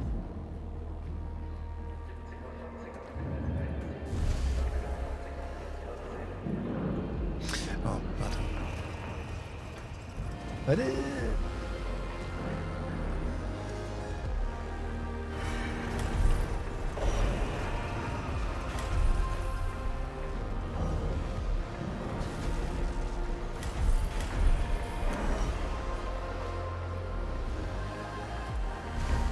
Ich sollte ja dafür sorgen, dass Straßen an dem Gebäude dran sind. So, build a stockpile. Okay. Aber dass man die Gebäude mit der Maustaste dreht, finde ich so geil. Also mit dem Mausrad. Das ist cool. Woanders brauchst du halt immer Maus und Tastatur. Und hier geht's in einem. So, Resources. Alloy used for buildings and tycoon maintenance. Polymer, spaceship and solar panel. Electronics für advanced, food, kann man essen. Cryopods, gaining crew members. Science points für New Technology, klar. Iron to Alloy, Carbon to Polymer, Silicon to Electronics, Hydrogen to Power, Eis zu Wasser, zu Futter. Alloy ist doch keine Ressource. Doch. Human Resources. Wenn die Maschinen uns überrennen, dann brauchen wir Alloy. Waste can be recycled. Cool.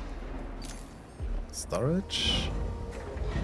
Resources need to be stored in stockpiles. Can only store one type of resource at a time. Have upgradable maximum capacity. Cannot interact directly with another sector. You will need to transfer. Okay.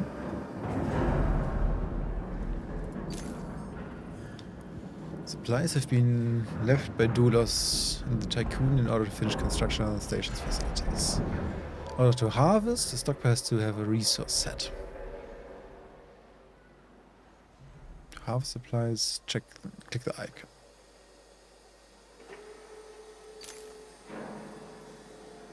Each stockpile has a dedicated transporter vehicle starting at 5.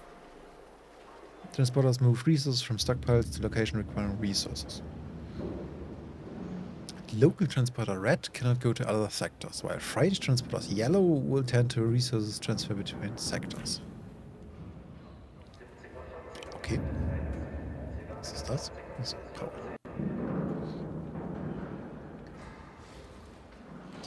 So, set stockpile to store Aloy. Bitte Aloy in diesen Dings einlagern. Oder ich dock.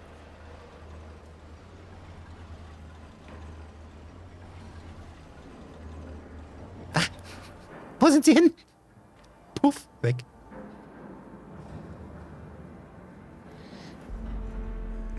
So, Collect 40.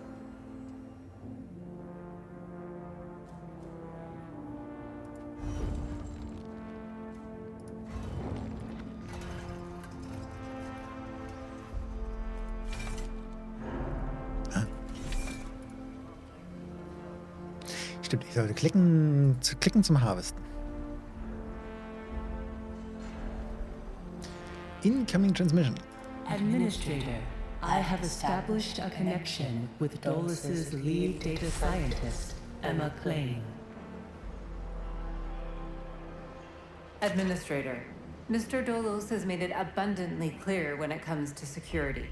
Given the importance of the Tycoon, we must have full control over what is happening inside the station. My name is Emma Klein, Dolos's lead data scientist and member of the Marduk Council. My department have just completed final synchronization between Eden and our data treatment tool, the DLS. The DLS, or Data Listening System, is capable of scanning, recording, and parsing exchanges of any kind. The DLS programming that is a part of Eden will filter all data collected and bring to your attention only the most relevant information. It will also provide you with a condensed overview of any situations that may arise and formulate potential future outcomes. It will permit you to give direct orders without having to go through additional unnecessary paperwork. Eden will then take care of everything via their DLS accreditation. As is often the case with tools produced by my department, I think you'll find that once you start using the DLS, you'll never be able to do without it. Oh, and before I let you go ahead and start writing history, Dr. Munchie, our lead medical expert, wanted me to bring to your attention a possible side effect of vol jumping. Whilst there is a correlation between prolonged space travel and the development of early onset dementia, he believes that a vol jump has the potential to accelerate this process, although this is yet to be proven. His recommendation is for you to immediately send any crew members that are exhibiting uncharacteristic or symptomatic behavior to an infirmary, as these facilities are equipped to treat the mind as well as the body. Remember that all of your actions and choices are being reported by Eden. We are not affiliated with any national or even international organization. The only people that you are answerable to are those of us who sit on the Marduk Council, who represent the collective interests and ambitions of the company.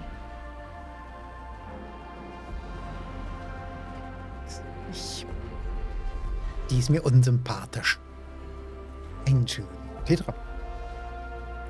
Und herzlich willkommen zu irgendwas mit Demo und irgendwas mit Waldraum. Und jener Tante dort, die ich nicht mag.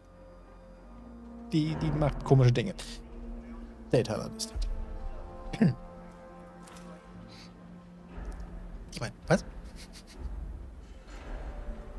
So.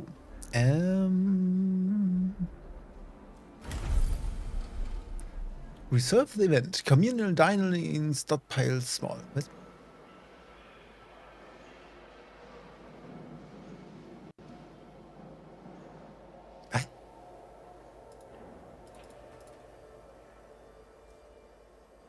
Event?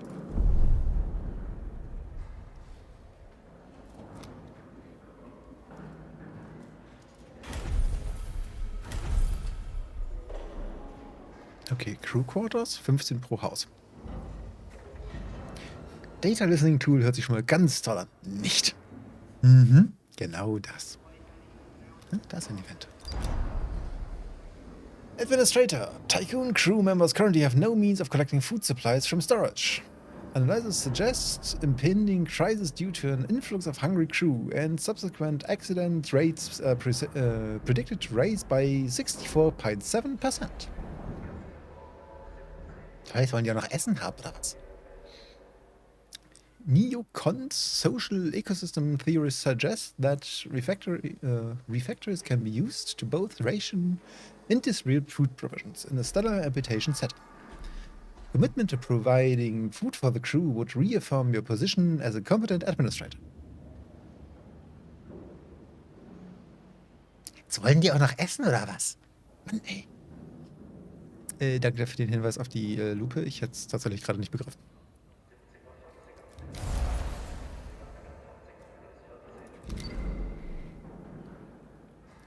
Place down a refactory construction site. Sir, yes, sir. Working bay. Refactory. Infirmary. Tech Lab. Okay. Sieht momentan noch einigermaßen einfach aus. So, ich würde mal sagen... Wie breit ist denn... Der ist 3 breit. Das ist perfekt. Wie baue ich Straßen? So baue ich Straßen. Jetzt hätte ich gerne mal Futter. Zweimal gedreht. Jetzt mal dahin.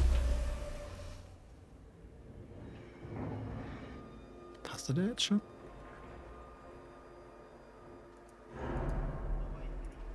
Nein, passt nicht.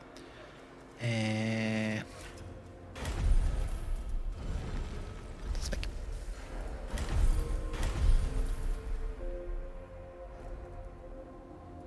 Jetzt passt. Und dann bauen wir gleich nochmal, auch wenn das Spiel es mir noch nicht gesagt hat, ein wenig Health-Dinge. Ich glaube, Health ist immer eine gute Idee. Weil garantiert wird sich gleich irgendwer mit dem Hammer auf die Finger hauen. Oder beim Essen verschlucken oder so. Und dann sind die wieder unglücklich. Ist doch immer so. So. Jetzt war noch keiner gefragt. Alter, später sind die Dinger groß. 3x3. Oh.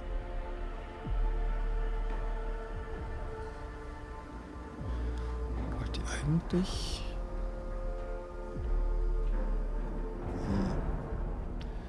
7.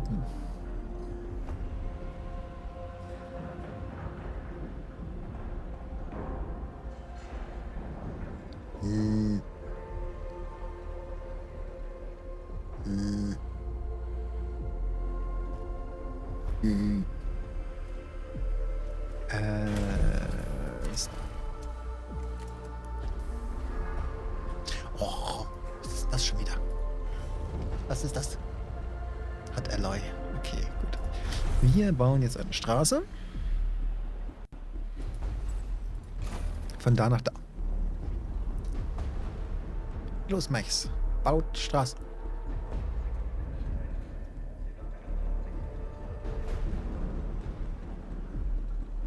Ich habe das Gefühl, dieses Ding hat nur einen Roboter. Ja, es hat nur einen Roboter. Verdammt. So, jetzt räumen wir den Kram da weg.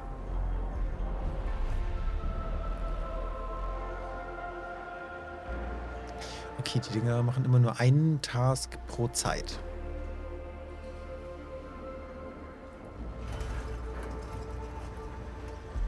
Und vielleicht habe ich ein bisschen wenig Ressourcen. Das ist jetzt blöd. Construction Mech. Bauen wir mal da eine kurze Straße. Ja. So, das ist weg. Das heißt, wir können diese Straße hier wieder loswerden. Ja, tschüss. So.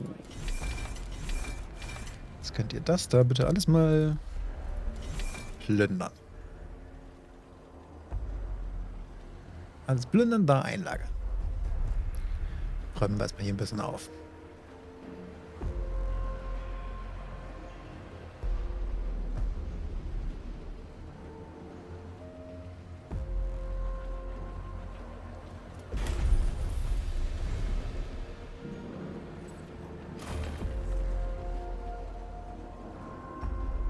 So, muss ich mit den Dingen was tun? Nein. Ein Futter reicht für 10 Crewmember. Wir haben 85, das heißt, wir brauchen 8,5 pro Cycle.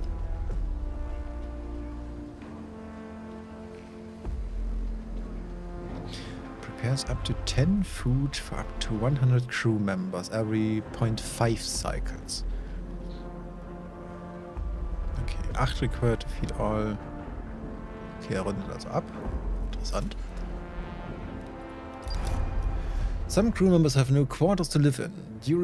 During human history, unnecessary homelessness has always been an indicator of civilization decay. Don't reproduce humanity's basic mistake on board the Tycoon. Within 12 cycles. Okay. So, das heißt, wir überlegen uns jetzt, wie wir 85 durch 5, hier durch 15, macht, ich habe keine Ahnung.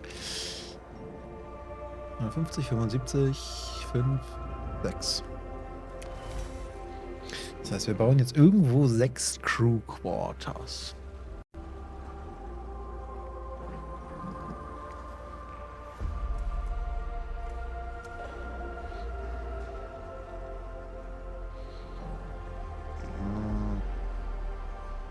Eigentlich will ich die da nicht hin haben. Eigentlich will ich die woanders hin haben. Will ich die hier hin haben?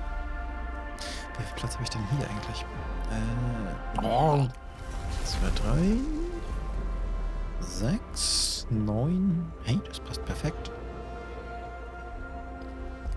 Okay. So, wie gesagt, 6 Stück brauche ich, ne?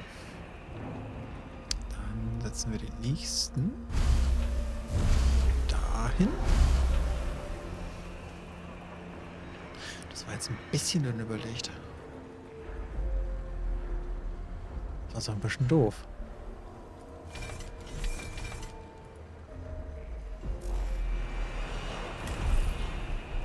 Nee, warte mal.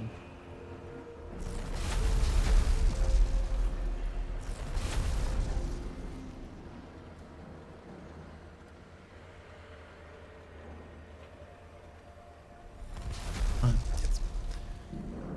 Dann setzen wir die ganze Straße nämlich gleich ein, hier weiter rüber.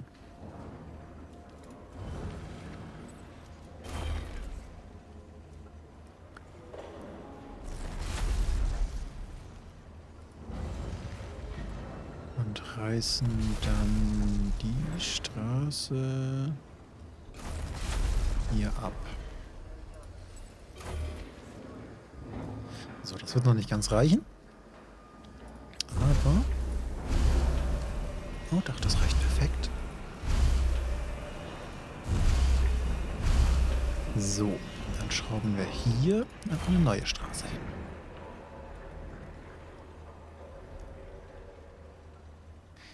So, das muss in 9,5 Cycles fertig sein.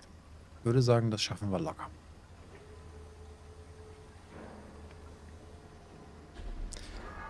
So, was ist eigentlich hier mit?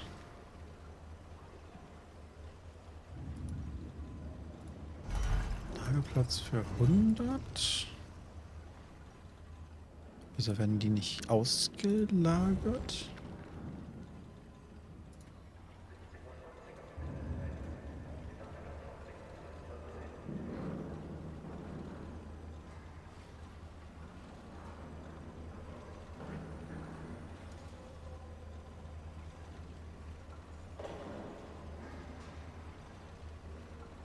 Schade, dass er mir hier nicht mit anzeigt, wie viele gerade homeless sind. Das wäre eine sehr interessante Information.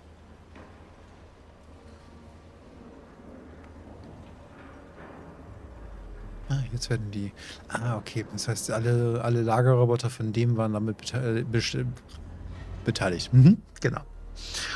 Ach, ja. War damit beschäftigt, die aufzufüllen. Deswegen konnte er gerade keine Dinge tun. So. 6 reicht, hatte ich gesagt, ne? 6, 60. 90. Ja gut, passt. Außer ich kann jetzt noch nicht mehr rechnen. Was jetzt nicht verwunderlich wäre, aber. So. Dann hätte ich jetzt gerne einen Stockpile. Dort. Und dieses Stockpile lagert bitte. Gut, kann ich noch nicht erzählen. Weil ich dafür einen Bauroboter bräuchte. Okay, die Priorisierung des Bauroboters ist irgendwie auch. Er arbeitet nicht nach einer Reihe ab, sondern scheinbar am Straßen höchste Prio, weil das Krankenhaus wurde unterbrochen für Straßen.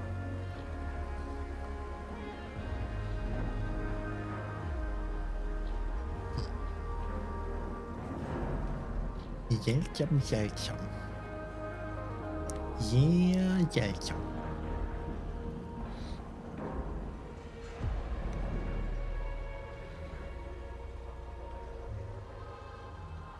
Oh, sie machen den großen leer, das ist schön. So, hier lagerst du mir bitte mal Essen. Schnell einen Tee gemacht. Was für einen Tee gibt's?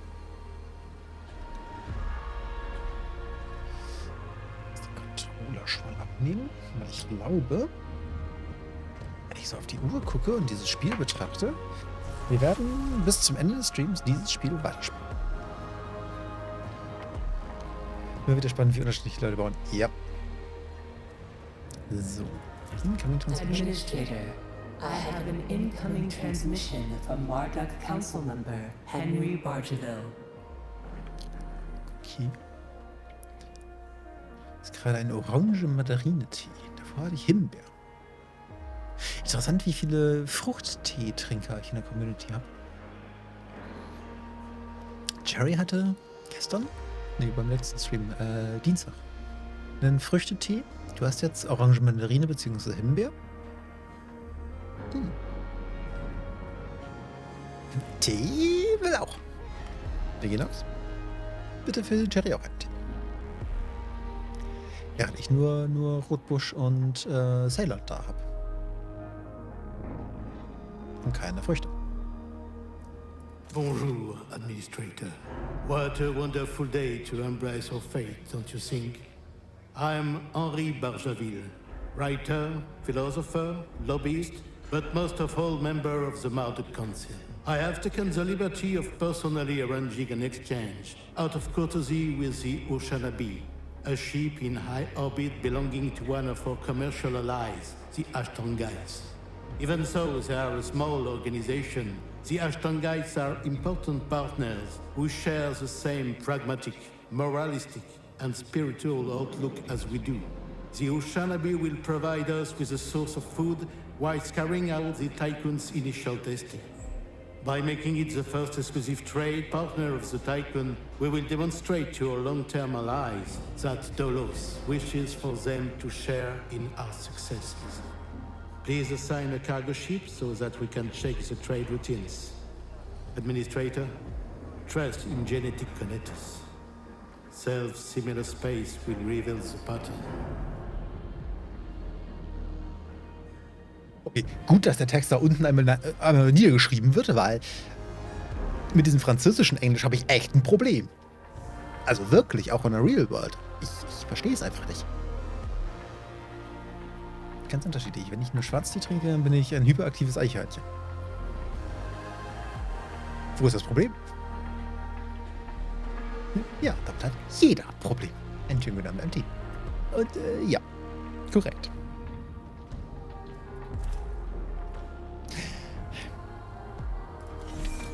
Ihr könntet übrigens mal dieses Essen gerne da einlagern. Und das irgendwie ausbauen? Also ich möchte das Building ausbauen. Okay, darf ich schon nicht. Was möchte mir das mitteilen? Das möchte ich mir mitteilen, dass mein Essen langsam zur Neige geht. Das habe ich gerade gefixt, würde ich sagen. Weil ich würde mal sagen, das wird jetzt gerade hier gelagert. Das wollte mir mitteilen, dass der Storage der Refactory ganz schön niedrig ist.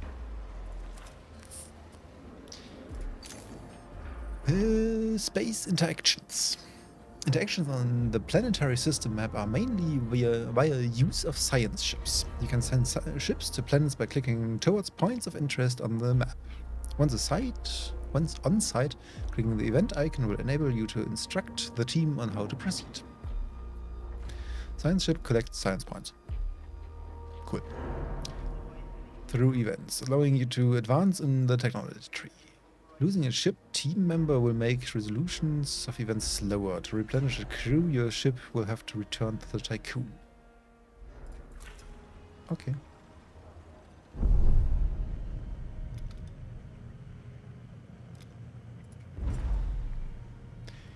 Ushanavi Supply Depot. Radius 800 Meter.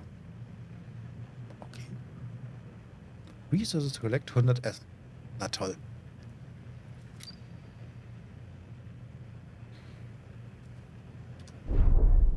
Warte mal, Moment. Moon. Abandoned Base Camp. Ich will Mond Dinge tun. Construct a cargo ship in the docking bay. Construct a science ship in the docking bay. Construct a docking bay in the docking bay. Moment. Factory? Nein. Also, nein. Structure? Ja.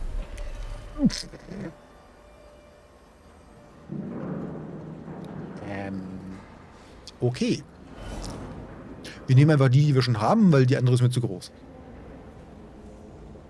Mining Chip sind in der Demo, habe ich gelesen, nicht verwendet, werden in der Full Version dann verwendet. Docking Bay ist oben links, wo das Schiff angelegt hat. Ja. Fiel mir auf, als sie gleich aussahen. Und ziemlich riesig war. Ein Cargo-Schiff. Und ein Science-Schiff. Dann sofort viel Spaß damit.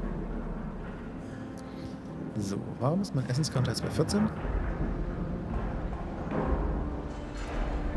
Was will mir dieses Ding mitteilen? Teil mir was mit. Sprich mit mir. Tu irgendwas. Icon! Sei nicht nur da. Notifications? Keine. Das ist nicht hungriger Mensch.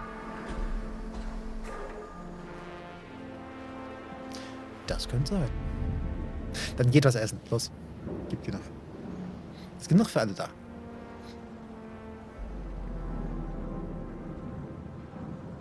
Los, geht essen. Was haben wir eigentlich noch alles so rumfliegen? Wir haben hier noch ziemlich viel Alloy rumfliegen. Wir haben hier noch Polymer rumfliegen. Ich würde sagen, dann bauen wir mal ganz kurz ein Depot. There's another building. Mimi. Ja, fressen. Jetzt sind sie weg.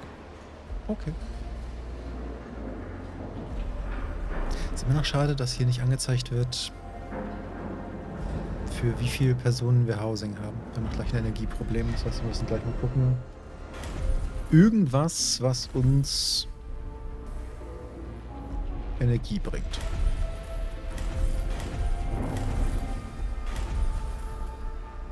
Haben wir nicht. Blöd. Wie groß ist denn...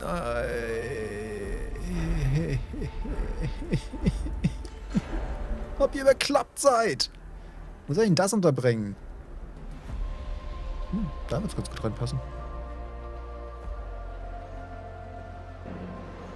Sobald das Gerümpel da weggeräumt wurde. Ich glaube, da knallen wir das auch gleich einfach rein. Dann habe ich hier noch 2 wahrscheinlich. Genau. 2er Slot frei. Weiß ich nicht, ob ich dafür irgendwann Gebäude kriege, die 2 breit sind, aber das werde ich in der Zukunft feststellen.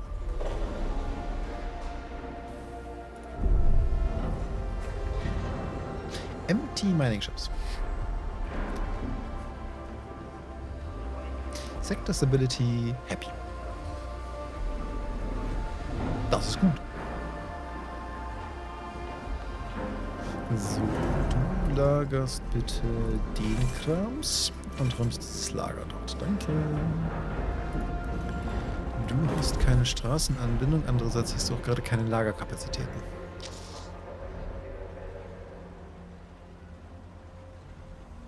Ich habe da ein Hühnerei-Problem. Also Henne-Ei-Problem.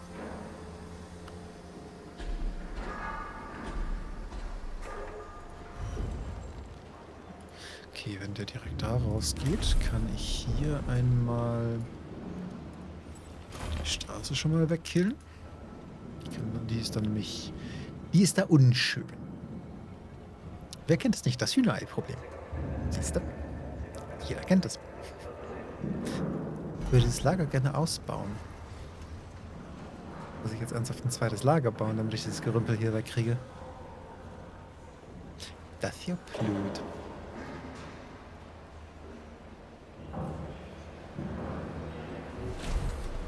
Construct a cargo ship. Tutorial Harvesting. In order to retrieve resources for the Tycoon, you will need a fleet. Your fleet is composed of cargo ships which transport resources and mining ships that extract resources. Your fleet is semi-automated and needs orders to function. You can order cargo ships to retrieve up to 3 different resources with varying priority, order mining ships to drill 1 resource at a time. Aha. Franziska. Die Franziska holt jetzt bitte Essen.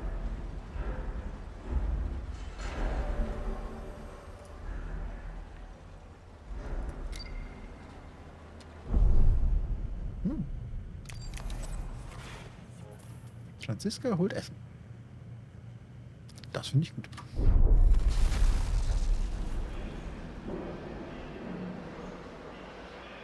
Und das müsste dann jetzt mein Science-Chip sein, richtig? Zumindest werfen sie es gerade raus. Klappe zu, tschüss. So, wenn ich jetzt ein Science-Chip habe, dann kann ich nichts tun. Flatte.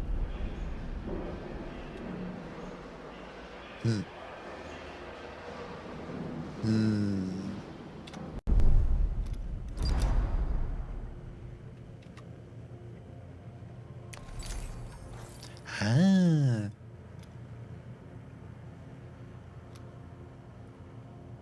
Ich sehe. Muss hinfliegen. Muss hinfliegen ist logisch. Science ship has arrived at destination. So, summary of intelligence collected from the abandoned base camp. The base is out of commission, auxiliary systems are operational and may be used to restore power. It's an average probation of finding resources. Transmission from the Gears team. We have reached the UN base using the provided coordinates. UN-Basis auf dem Mond. It's abandoned and depressurized, but the video surveillance system is still functional, awaiting orders. Ich würde mal sagen, ihr nutzt mal Dinge und tut Dinge. Oder so.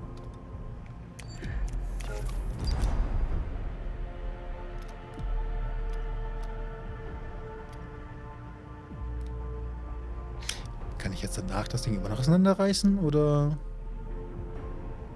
Wir werden es in 0,1 Cycles sehen. Ich werde das gleich immer noch auseinandergeruppt kriegen. Hacking in progress.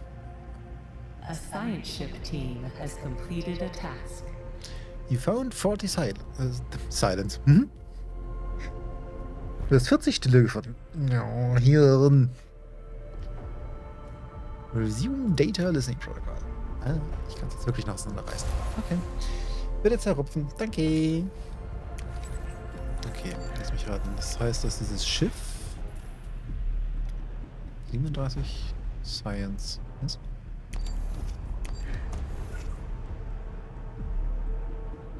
Processing Science.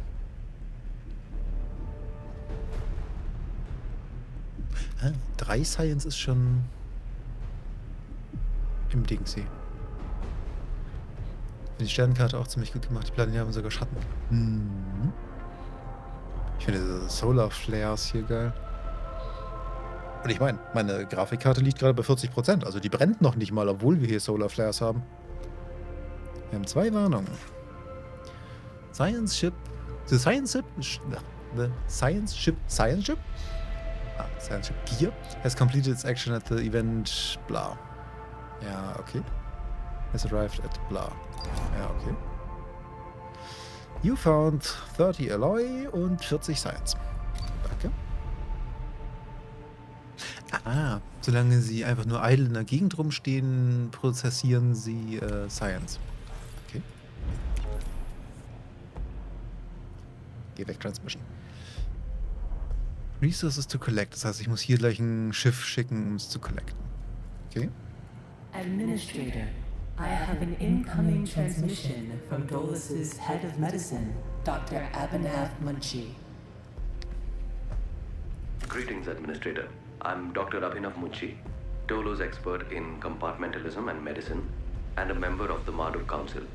I'm glad to finally meet you, even in this digital manner. Your psychological test results were quite impressive. My friend and colleague, Philip Stanford, couldn't be here today, so I will take the role of introducing you to the final stages of the Vol engine integration. Before we get into that, however, we would like you to complete the testing station's exploration and enhancement capabilities. You'll then be able to begin researching the EVA airlock and assess its compatibility with the Tycoon's core systems. I hope that the work of our team will ensure that you're equipped to deal with most situations you encounter up there. Before I leave you, Stanford would like me to remind you that space is a far less fanciful and forgiving environment than science fiction would have us believe. It would be wise to remember that. Okay.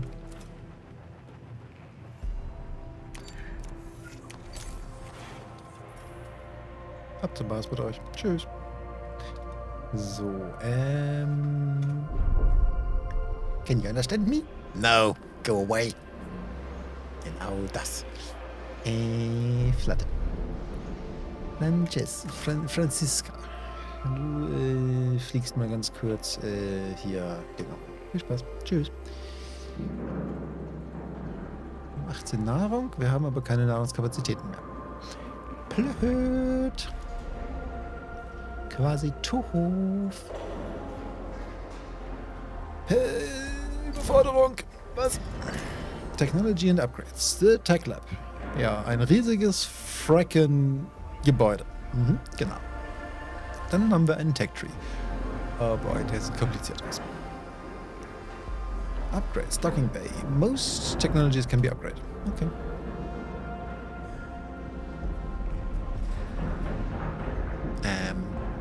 Who the frick? Oh, okay. Never mind. Got it.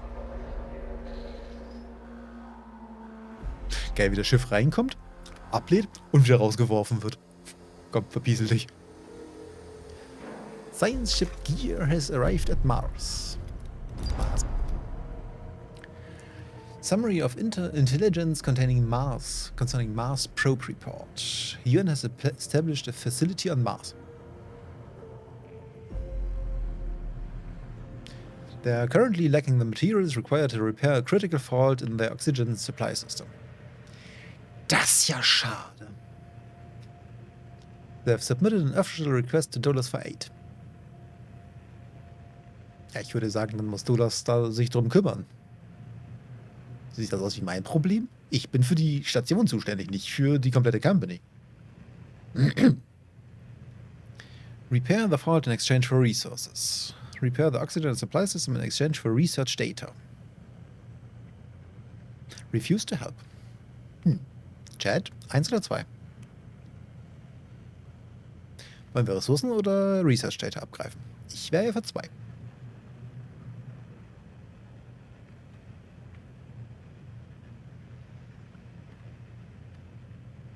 Chat? Seht ihr, möchte Ressourcen abgreifen? Das heißt, wir haben jetzt eine Stimme für Research, eine für Ressourcen.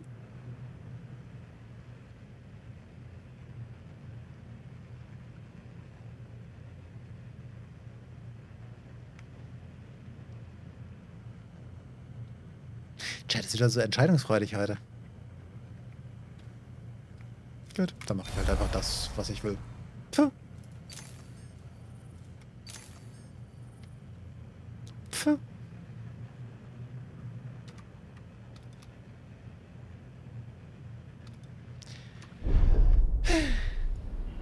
Immer das gleiche mit euch.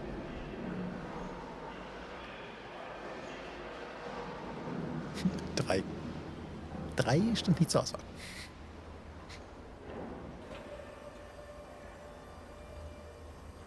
Warte mal, wieso liegen jetzt hier 20 Dingsies rum? 17. Warum frage ich euch eigentlich?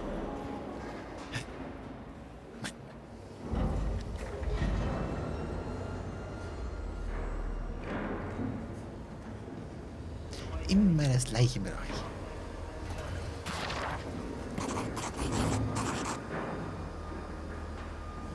Hallo Fugenwave, viel Spaß, liebster Luzi.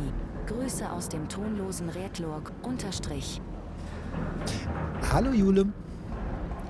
Und falls du so ein Video später siehst, vielen Dank für das Verlängern deines Vertrages in den 14. Monat.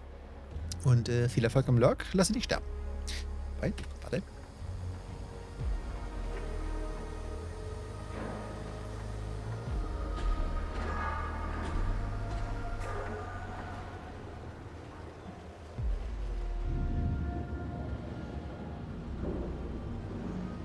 A science ship team has completed a task.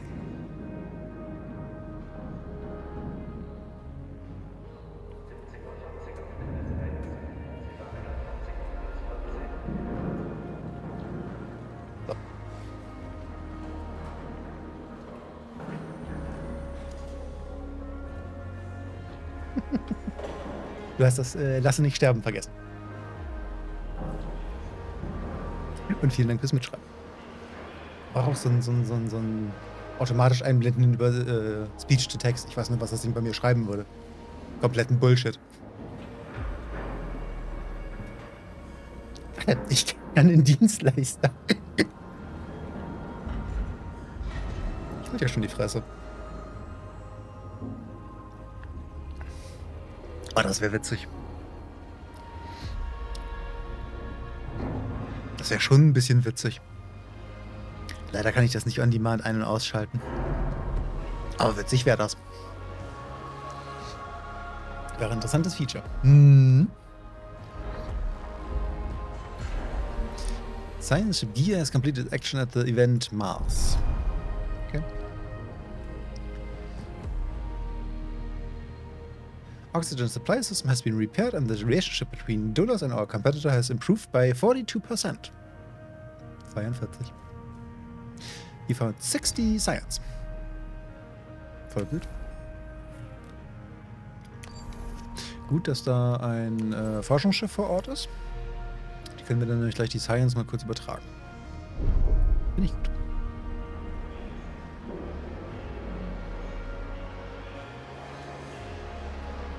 So. Also entweder futtert ihr jetzt schneller, damit das da wegkommt. Oder ich muss ein zweites Lager bauen.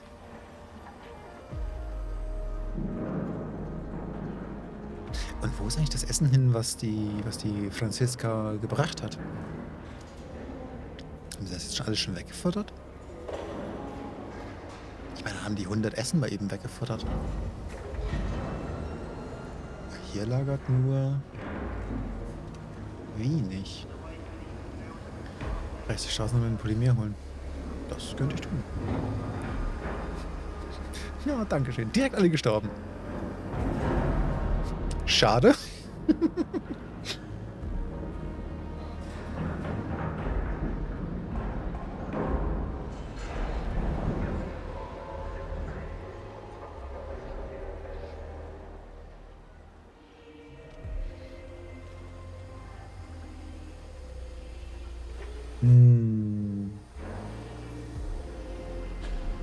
Ich könnte hier noch ein Lager bauen. Wie Viginox das ausdrücken würde, das geht sich gut aus. Oder so.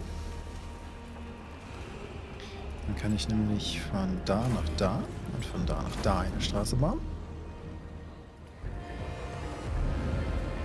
Alle gestorben. Mehr Seelen für Luzi. Genau das.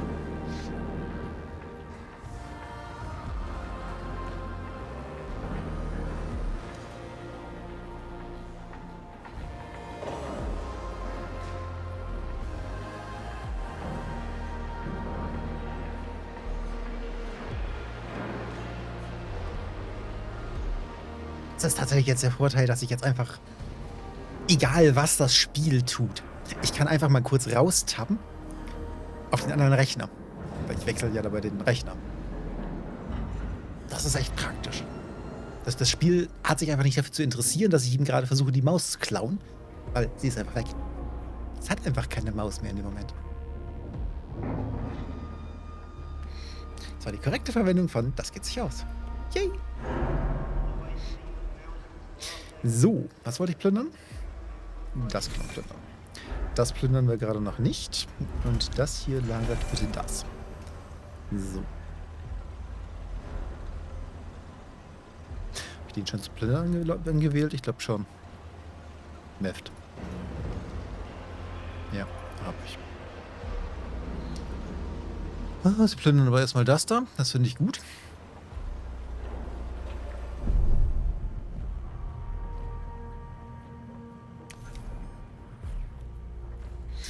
Hier noch Events. Können noch auf dem Saturn. Die Gier fliegt bitte jetzt mal vom Mars zum Saturn weiter. Die haben echt gute Antriebe.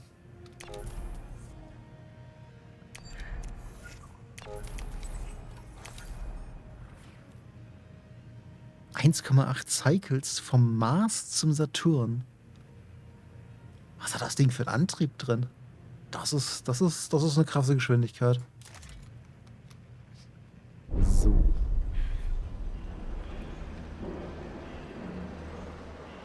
Ich glaube, das Spiel finde ich auch cool. So, das müsste jetzt gleich dismantled werden. Fupp, weg. Genau.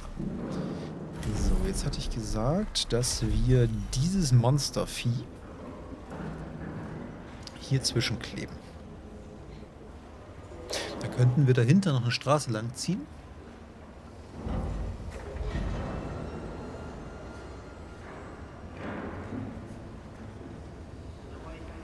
Und dann darüber auch die Anbindung an den nächsten Sektor machen. Da passen ein Gebäude der Breite 3 Felder hin. Ja, ich glaube, das ist eine ganz gute Idee. Ushanabi supplies have been replenished. Das ist voll cool. Ich würde sagen, dann kann die Franziska das mal kurz lösen, das Problem. Ich glaube, die hat nämlich immer noch drin stehen, dass sie, genau, Dinge plündern soll. Und da ist auch schon. Und das mit einer Augen. Schöne Sache. Ein Gewusel hier.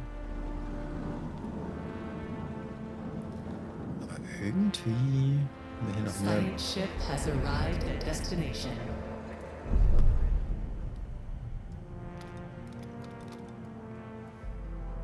Hallo Saturn. Signature resembling that of an EKP propulsor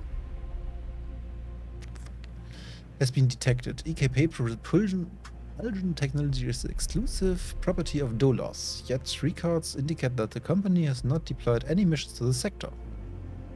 Ja. Signature will soon enter the atmosphere of Saturn.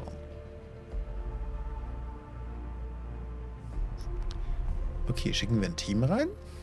Oder gucken wir mal, ob da irgendwo Schutt im Orbit rumliegt. Da ihr euch nicht entscheiden könnt,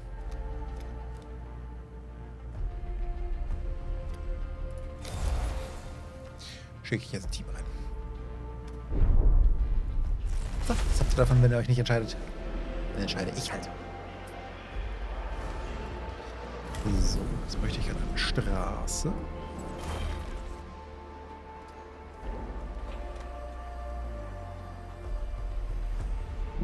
Jetzt bräuchte ich gerne eine Straße. Hm?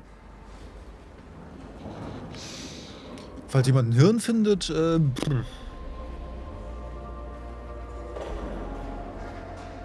macht irgendwas Spannendes damit. Dann bauen wir hier auch dann eine Straße. Und dann plündern wir das da.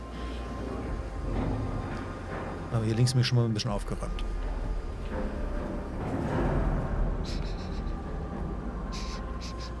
Warum riecht es hier verbrannt?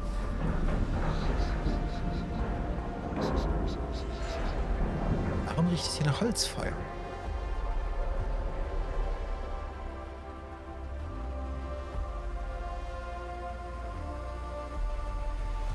Also ich weiß, warum es hier nach Holzfeuer riecht. Ich habe einen Nachbarn, der hat einen Holzkamin. Aber eigentlich ist das Fenster zu. Die Scheiße ist undicht wie...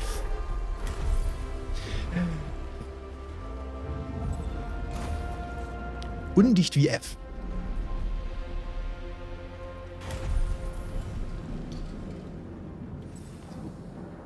Ich würde sagen, wir reißen das mal ganz kurz ab. Jetzt können wir gleich neu bauen, das kostet ja nichts. So, dann hatte ich gesagt, bauen wir hier hinter eine Straße.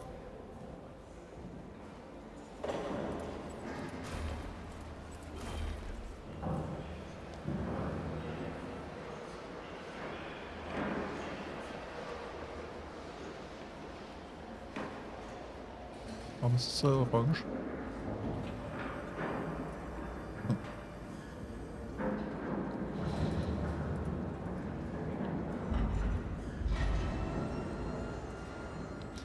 Sector 6 is inactive.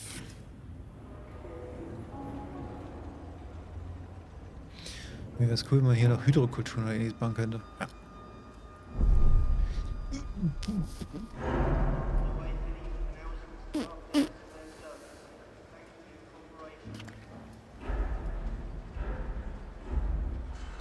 Houston.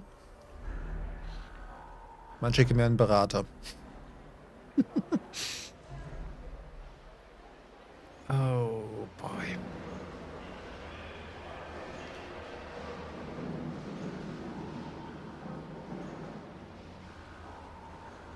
Repair the hull can construct exterior structures. Okay, den sollte ich auf jeden Fall bauen, hat er eben gesagt. Und die nächste Textstufe. Ah, locked for Demo. Okay. Das heißt, das ist jetzt so ein bisschen Ausblick, was wir danach im Fullgame machen können. Ah, guck mal. Viginox. Insekten, Crops, Algen, Mushroom und Water Treatment. Hier haben wir unseren wir sind self-sufficient Bereich. Fire Station. Auch immer schön. Man kann Züge bauen. Batterien. Polymer, Waste, Nuclear. Okay. Electronics, Steel, Water. Ein Gateway. Okay, das ist dann wahrscheinlich der Übergang in den nächsten Sektor. Das heißt, wir können in der Demo den Sektor schon mal noch nicht verlassen. Colony Training. Niemand weiß es so ganz genau. Cryonic. Für mehr Leute. Health. Oh, DLC. Memorials, Alternative Life, Law Enforcement, Hülle, Exofighting, Observatory, Cell Housing. Okay, das sieht tatsächlich echt interessant aus. So, wir researchen mal kurz das Airlock. 1,6 Cycles.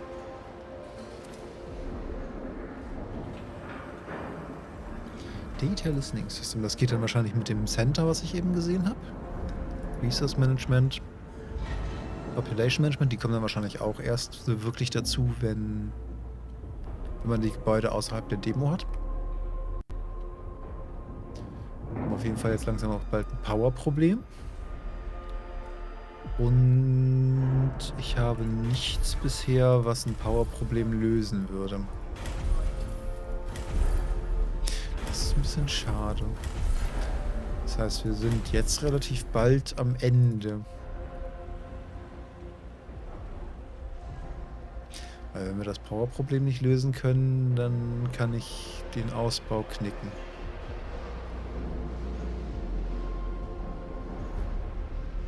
Warte doch erstmal auf das IXION. Ich warte erstmal auf das IXION.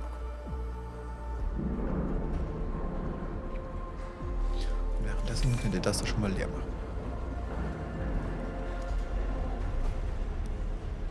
Und dann passt das da auch fast noch.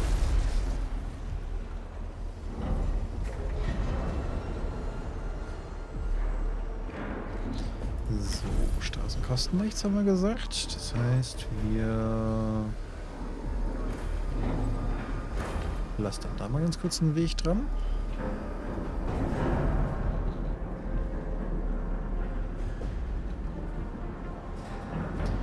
Research of EVA Airlock completed. Structure.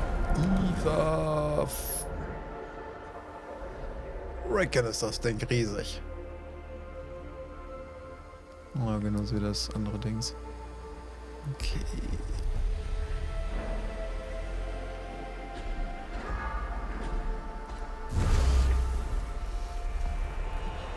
Die Position gefällt mir natürlich so gar nicht, aber naja. Ist dann jetzt so, wie es ist. Es ist, wie es ist.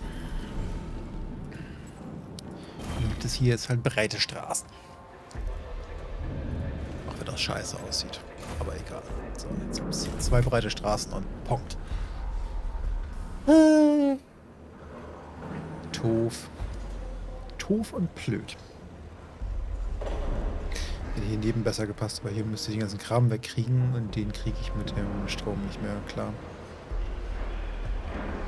Außer es löst jetzt gleich irgendwas das Stromproblem. Wenn Wegener schon so schreibt, warte mal auf das Airlock, dann kommt da vermutlich gleich irgendeine Lösung für das Stromproblem. Interessant, wenn es ein besseres Sprite für die Doppelstraße gibt. Ja. Auch hier, das sieht halt irgendwie so ein bisschen kacke aus.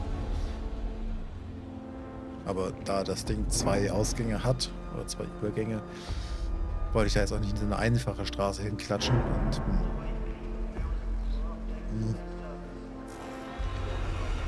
in Konstruktion. Man sieht leider nicht viel ab. Das ist ein bisschen schade, außer das sind Cycles.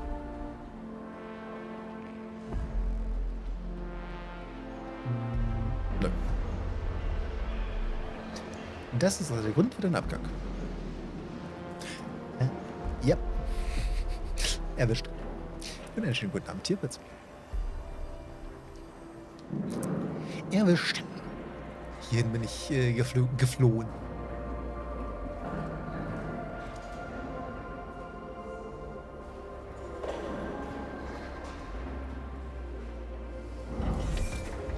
Was spielst du da? Wir spielen gerade die Demo von IXION.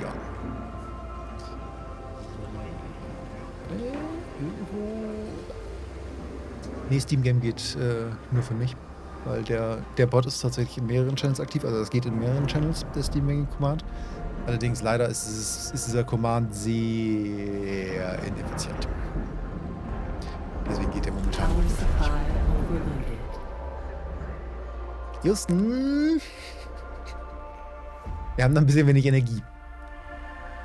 Administrator, due to insufficient levels of electricity generation, Sector 1's power demand has overloaded. Stanford routines recommend that you construct an external solar panel to boost overall electrical output.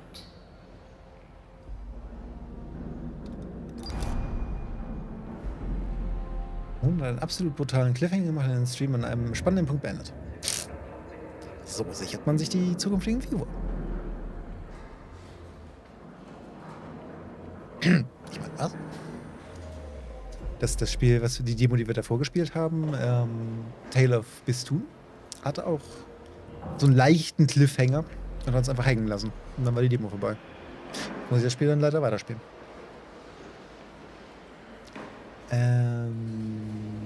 Du tust das nicht. Das kann ich hier leider sehr wenig beeinflussen. Wir haben hier nur eine Demo. Wobei in dieser Demo schon echt viel spielbar ist, muss man sagen. Also find ich schon cool. Und beide Spiele, die ich mir da in Demos rausgesucht habe, beziehungsweise die eine Demo hat mir Viginox empfohlen, sehen nach mehr aus. Also ich denke mal, wir werden beide weiterspielen. Ich weiß noch nicht wann, aber wir werden, glaube ich, beide weiterspielen. Administrator. Reports are being received relating to the Bargerville Klein optimization protocols on board the Tycoon. They indicate that the Tycoon crew member are being overworked. Although Dolos employment contracts are designed to provide a high degree of flexibility, it is beginning to take a toll on morale. It would be pragmatic to deploy additional crew members or reduce the number of concurrent active workplaces. Okay, wir können von der Ushanabi neues Personal anfordern. Oder wir können... Wow. Working a few more hours when the future of humanity is at stake is hardly a sacrifice. We push on. Nein. Wir holen uns weiteres Personal von der Ushanabi. So. Wir haben ein Problem. Haben wir eine Lösung für das Problem? Wir haben keine Lösung für das Problem. Hier eine Lösung für das Problem? Wir haben immer noch keine Lösung für das Problem. Können wir dieses Gebäude abschalten? Ja, können wir. An- oder Frostpunk wäre wasserlich. Frostpunk haben wir tatsächlich schon gespielt, bis wir da die Kolonie irgendwann in die Luft gesprengt haben. Power restored. Wir setzen mal kurz build a section of solar panels. External deswegen sagte Viginox, wart mal ab. Deswegen. Frostpunk liegt jetzt abgefackelt in der Feuertreppe. Das stimmt so auch nicht. Wir haben halt irgendwann gesagt, wir wollen kein Dauerprojekt draus machen. Wir haben... Ja, wohl doch. Es stimmt schon so ein bisschen. So ein bisschen stimmt's doch. Weil wir haben die Bücher, es gibt ja so Book of Law. Das Book of Law in beide Richtungen, also sowohl autoritär als auch religiös, bis zum Ende durchgespielt, haben festgestellt, blöd, und haben es dann abgefackelt. Okay, wie genug hat doch recht, es liegt in der Feuertonne. Small 1. Bitte bau. Danke. Tschüss. Bitte nach drin. Genau. Du hast die Demo also auch schon durchgespielt. Du hast es nicht einfach nur auf der Liste. Ach, Fackelzerfaust. Was denn? Die Feuertonne sieht so verlockend aus. Da kann man Spiele so einfach so... Hui. Da kommt dann so Flammenwölkchen und dann ist das Spiel weg. Boah, irgendwie hat Dark Souls 3 die Feuertonne überlebt. Ich muss dringend mit der Feuertonnen-Wartungscrew sprechen. Was kommt eigentlich nach Code Vein? Nach Code Vein werden wir The Turing-Test spielen. Turing-Test ist allerdings nur so ein kleiner 2 Streams Zwischen-Episode. Einfach damit wir zwischen Code Vein und Dark Souls so eine kleine Pause haben. Das ist ein kleines Puzzle-Game, geht 5 bis 6 Stunden. Das heißt, ich denke mal, in 2 Streams kriegen wir das durch. Und dann gehen wir in die Community Challenge mit Dark Souls 3. Zweiter Run Dark Souls 3. Aber wir haben noch ein bisschen mit Code Vein. Wir haben noch einen Boss vor uns stehen. Ich weiß nicht, warst du Dienstag dabei? Hast du den Boss gesehen? Dieses mega freaking Riesenvieh. Und wir haben die DLCs und die Maps in der Tiefe noch. Das heißt, der Trollboss, ich befürchte, es ist kein Trollboss. Ich befürchte, es ist der ernst gemeinte Endboss.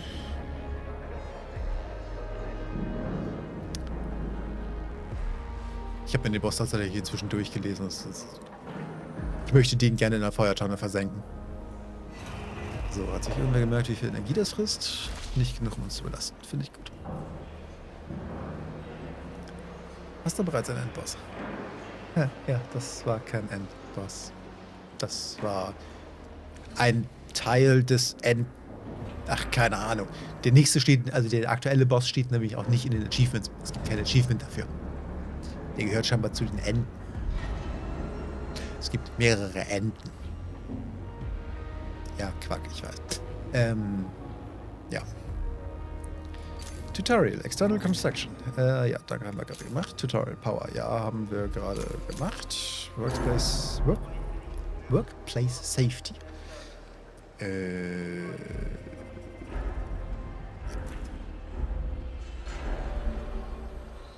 Endboss V1.0. Jetzt kommt Endboss V2.0 RC1. Mhm. Ich hoffe, dass danach noch einer kommt, dann brennt das Spiel. Aber sowas von. Wenn sie das jetzt noch überbieten wollen, dann brennt das Spiel. Wir müssten gerade Homeless Leute haben, oder? Homeless Population 9. Das ist gar nicht mal so gut. Warte, wir müssen mal ganz kurz was lösen. Nämlich das Problem mit der Homelessness. Dann lösen wir das gleich für die Zukunft auch.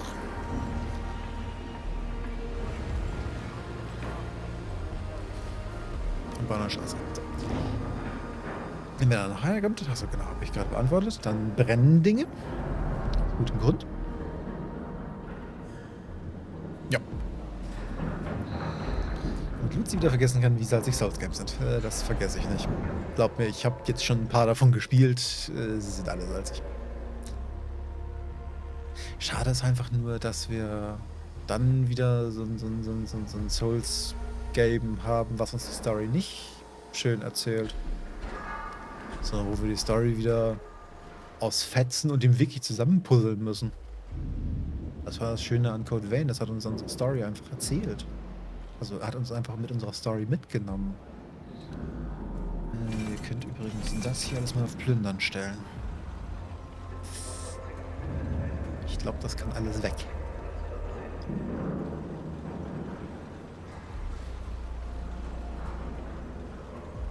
Wir haben reicht nur noch Alloy Deposits.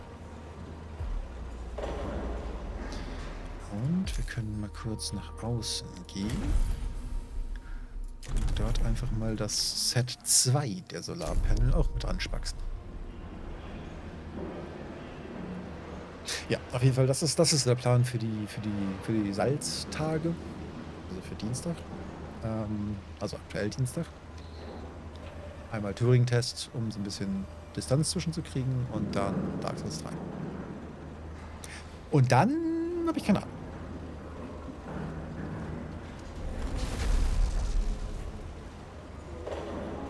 Was war das für ein Geräusch? Ah, das war mein Solarpanel. Das macht komische Geräusche, aber okay. So, construct the whole engine via construction panel in the exterior view.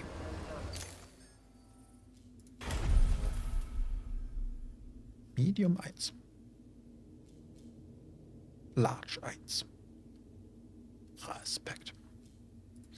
Special. Vole Engine.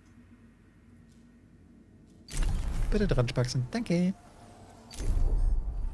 Zum Glück hast du noch Days Gone. Richtig, da sind wir jetzt gerade ins zweite Gebiet gekommen. Da werden wir dann jetzt am Sonntag weitermachen. Werden dem Herrn General seinen Anweisungen weiterfolgen. Jawohl, Herr General. Yes, Sir.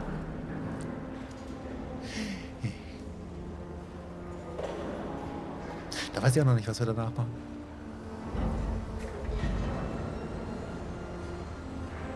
Was habe ich verpasst zwischen den Rippern versenken und jetzt? Rippern versenken. Die Ripper haben wir vorletzten Stream, Ende des Streams abgefackelt. Beziehungsweise ersäuft. Letzten Stream, genau, wir sind bei Mike so ein bisschen in Ungnade gefallen. Mike fand das, glaube ich, nicht ganz so lustig, dass wir die Ripper einfach ersäuft haben. Hat aber tatsächlich besser aufgenommen, als ich es erwartet hätte.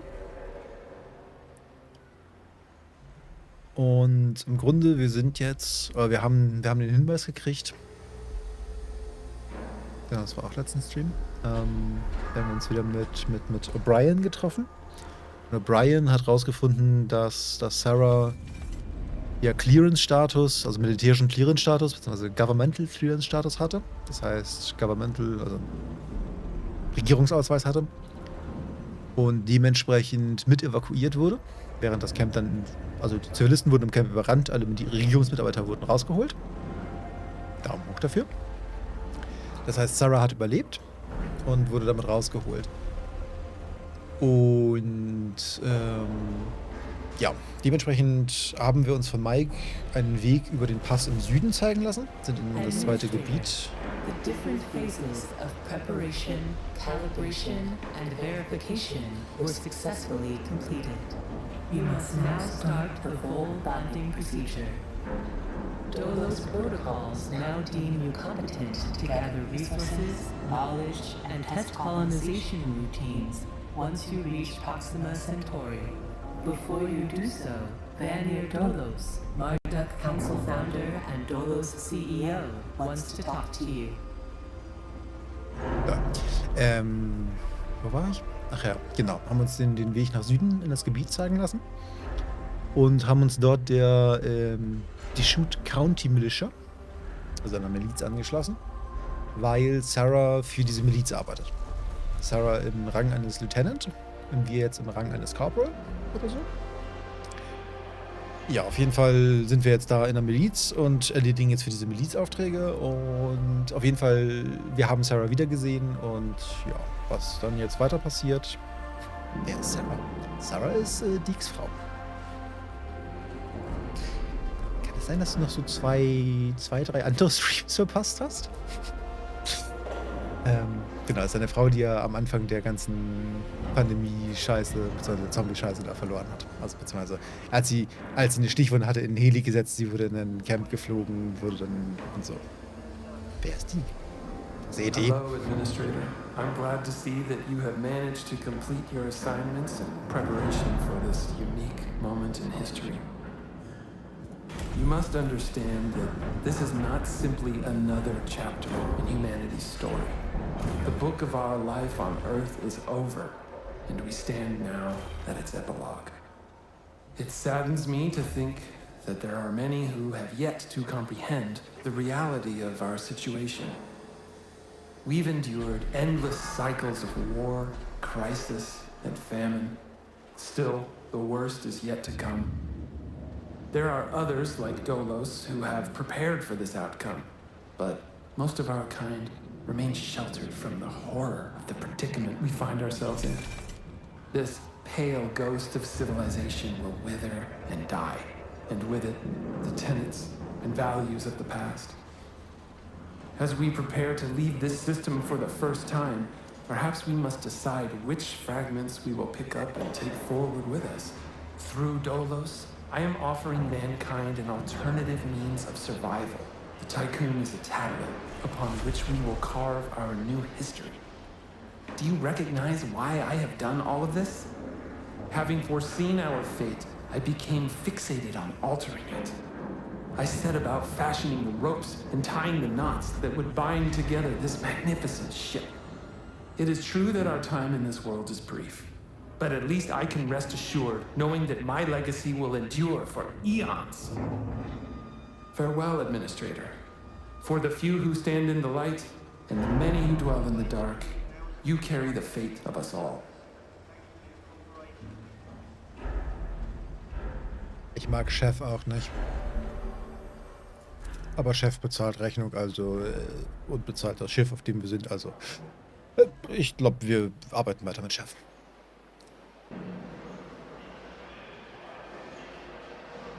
Ich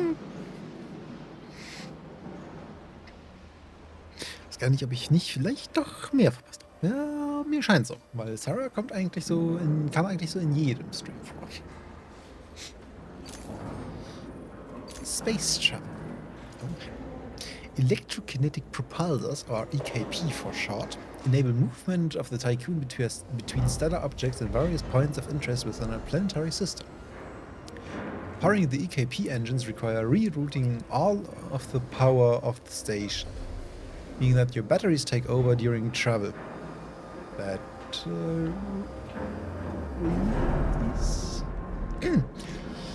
If a blackout occurs during EKP movement, it will resolve itself automatically when arriving at destination. Issuing orders. In order to issue a travel order, click the Tycoon icon located at the bottom of the screen on the planetary system map. Point of interest. Range from planets to space stations and more. Hull deterioration. When moving the hull of the Tycoon, deteriorates at a faster rate than when idle. Gibt diese Schwerthand noch? Ja. Gute Leben.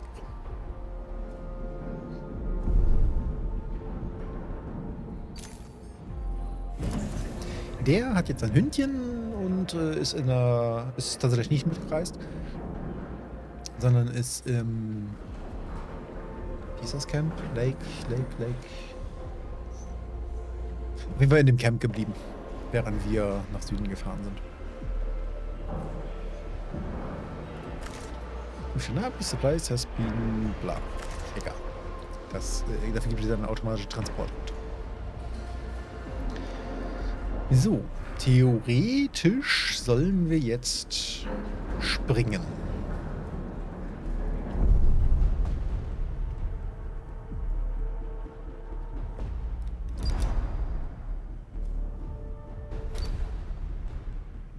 Wow. Verdammt. Wir haben uns in so Science nie abgeholt. Die Frage ist ja, wenn die Tycoon springt. Was passiert mit den ganzen kleinen Schiffen? Docken die dann alle? Oder bleiben die dann einfach hier stehen? Und wo springt die Tycoon jetzt eigentlich hin?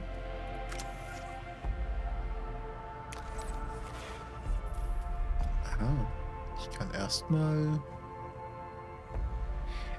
wir sollen noch gar nicht... Okay, wir sollen bisher nur systemintern springen. Okay.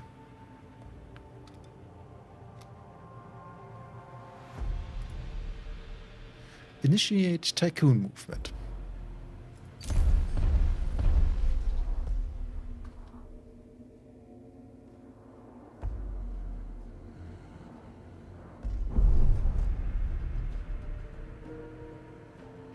Wow, das war mal eine underwhelming Cutscene.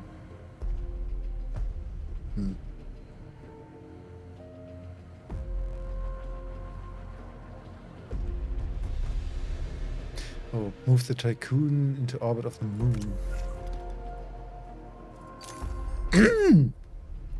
Ja, man sollte vielleicht lesen, was da oben steht. Upsi.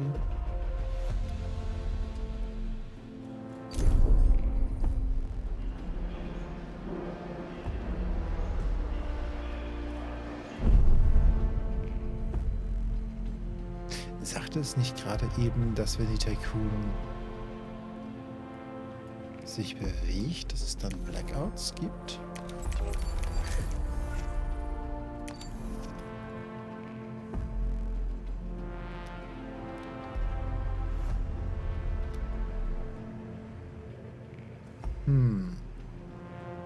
Hündchen sind gute Weggefährten. Yep. Kann ich so bestätigen. Das kann ich so bestätigen.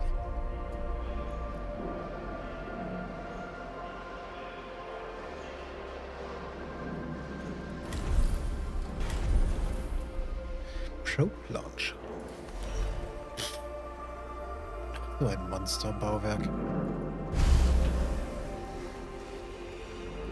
Naja, wir haben genügend Material. Wir testen das alles aus.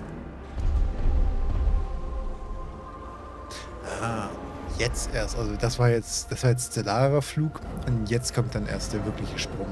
Okay. Administrator, because of your continued successful management of the Tycoon, Dolos have authorized the dispatch of new crew members and food supplies. Please ensure that they have suitable accommodation once you reach Proxima Centauri.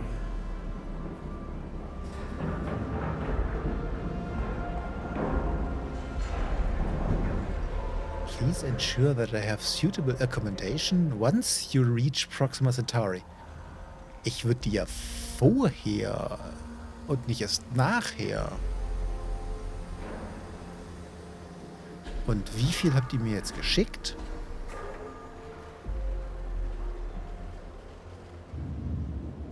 Scheinbar gar nichts.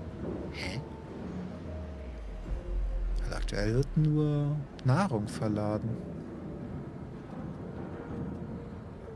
Hä?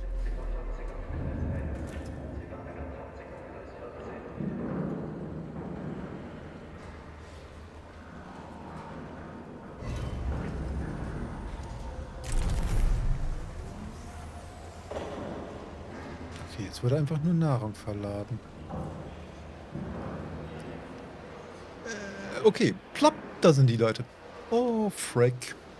Gut, es wurde nicht nur Nahrung verladen. Wir brauchen Platz für 79 Leute.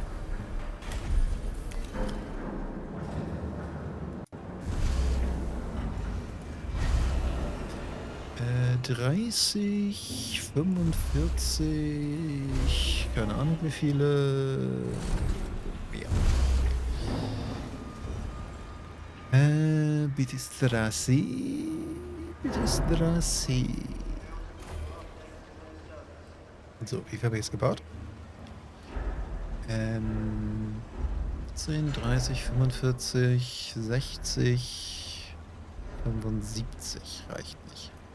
Blöd. Oh, und jetzt haben wir das Problem, der kann nur 100 Crewmember. Das heißt, wir müssen jetzt auch einmal dafür sorgen, dass wir hier noch ein bisschen Essen dran setzen. So, dann brauchen wir mehr Housing. Kriege ich hier noch Housing zwischen? Ja. So, was habe ich Ihnen gesagt? Ich glaube, ich habe mir selber nicht zugehört. 75 plus, auch keine Ahnung. Das ist ein bisschen doof, dass es keine Übersicht gibt. Also ja, es gibt hier die Zahl der Homeless, aber das war bei Frostpunk besser gelöst, dass sie da angezeigt haben, wie viel gerade im Bau ist. Ja, ich weiß, Starving Population, danke. Ich bin dran. Ich bin dran. Bleiben Sie ruhig. Bleiben Sie ruhig, ist in Arbeit.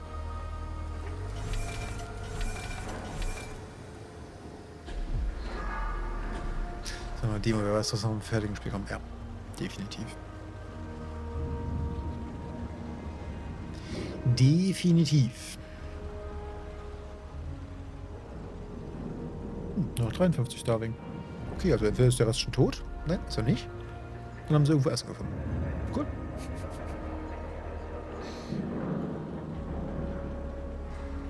So, bitte bringen Sie hier Essen. Okay. Wieso ist das Essen rot?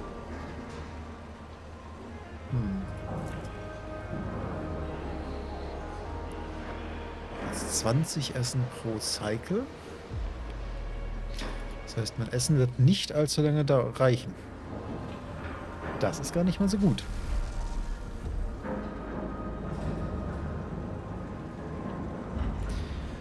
So, die können 100, die anderen können 100. Das heißt, ich brauche für noch 5 brauche ich weitere Ressourcen.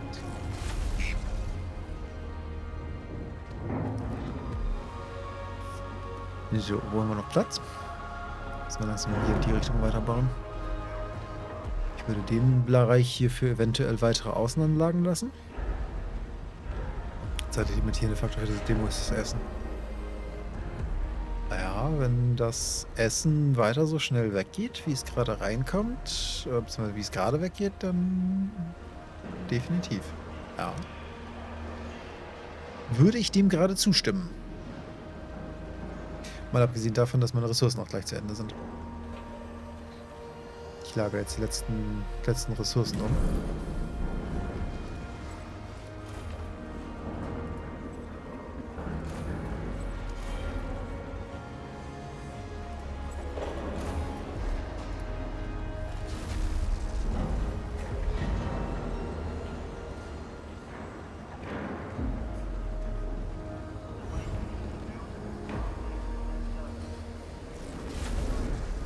Das waren die letzten Ressourcen.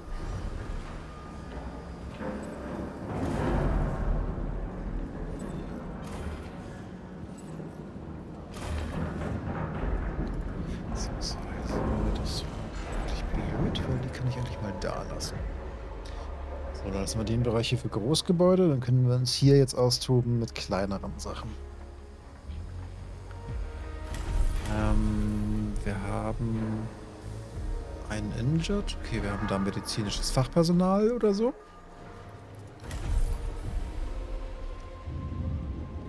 Der ist 4er breit. Das passt mir eigentlich so gar nicht, ne? Das verschwendet auf jeden Fall Platz.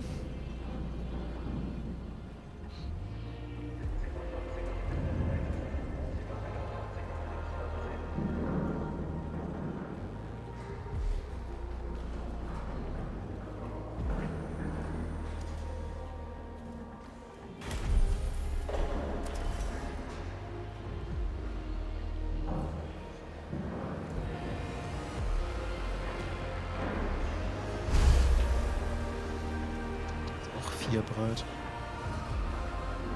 Okay, ich sehe da eine Möglichkeit. Reiß den mal ab.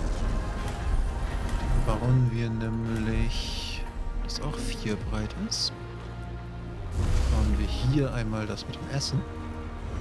Dann ziehen wir hier eine Straße rein. Und dann bauen wir dort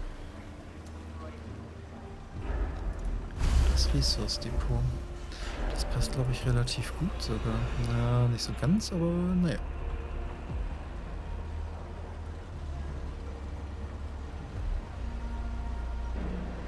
Ich glaube, das ist auch gerade gar nicht so ideal, weil die ganze Straße hier, also die Straßenführung ist nicht ideal für den Bau. Der hier hätte deutlich zentraler stehen müssen. Also der hätte eigentlich hier stehen müssen, damit er ein bisschen sinnvoller rankommt. Also es sind ein paar Dinge suboptimal gebaut in diesem Sektor, aber naja. Genau, eine Person ist starving. Sobald der Bauroboter dann aufhört, das da.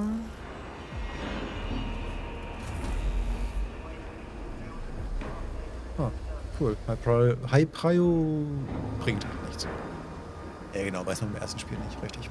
Deswegen einfach, ist auch gerade nicht negativ oder so, es ist gerade einfach nur die Analyse. Es sind Dinge nicht optimal gelaufen, aber das ist okay. Hier ist zum Beispiel auch ein Durchgang zugebaut. So, du kannst bitte Essen lagern als zweites Depot.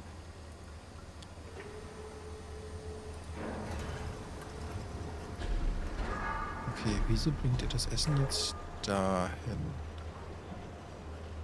Und wieso haben wir Steam-Pop-Ups? Alter, meine Fresse, die habe ich abgeschaltet. Steam. Don't get on my frickin' nerves. So, warum habe ich jetzt hier mit Injured ein Problem? Ah, okay. Er wird gerade über 1,1 Cycles versorgt. Das ist okay.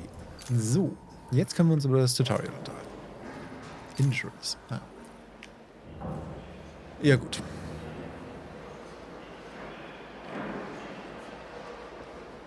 Man soll medizinisches Dings bauen. Habe ich instant gemacht, weil, ja, grundlegende Dinge. So, System Jobs. In order to use the vole.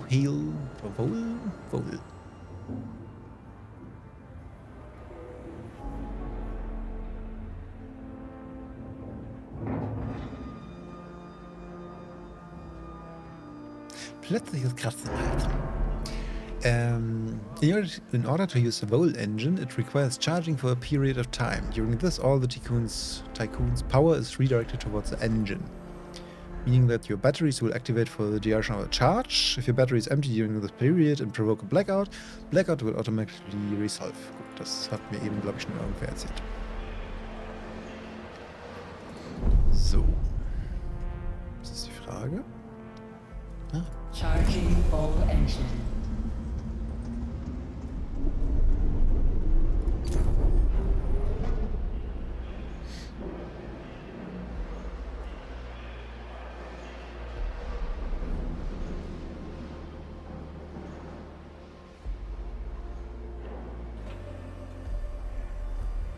Sollte es gerade nicht einen Blackout geben? Oder ist das gerade der Blackout? Oh, vergedimmte. All engine ready.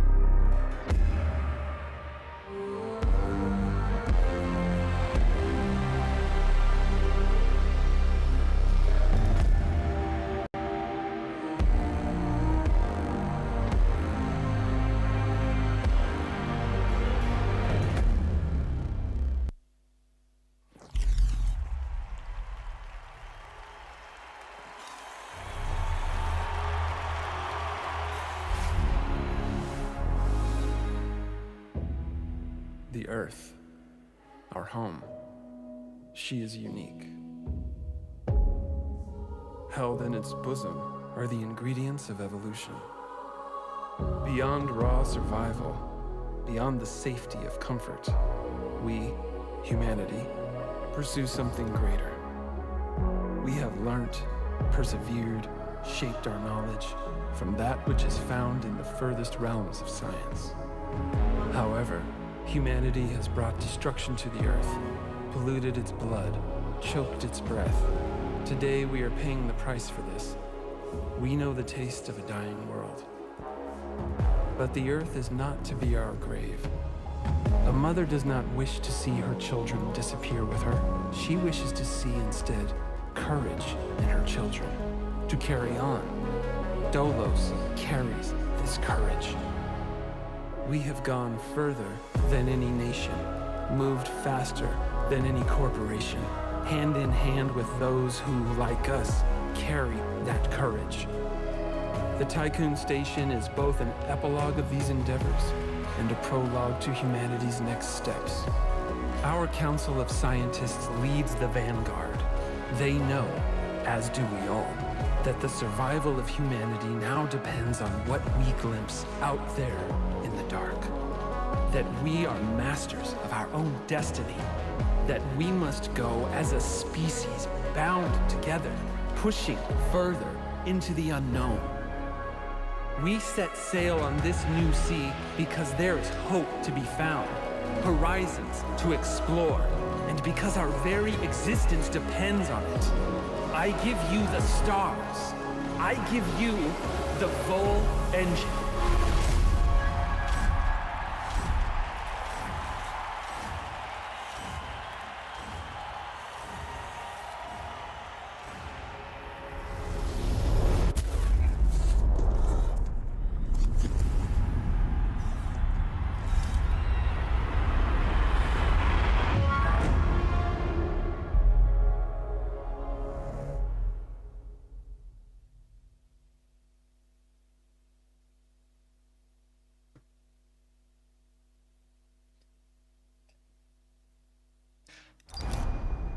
Ich glaube, dem Mond geht's nicht so gut.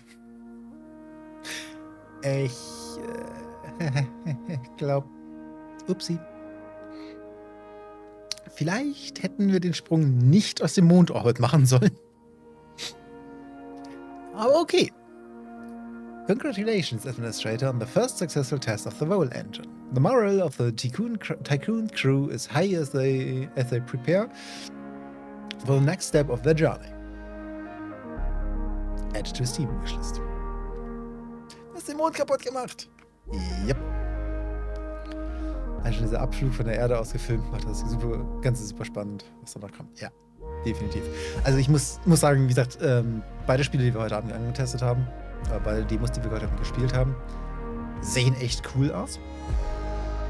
Also sowohl Tale of Bistun als auch IXION sehen beide echt cool aus. Und ich glaube, wir werden beide Spiele im Stream sehen, sobald sie released sind.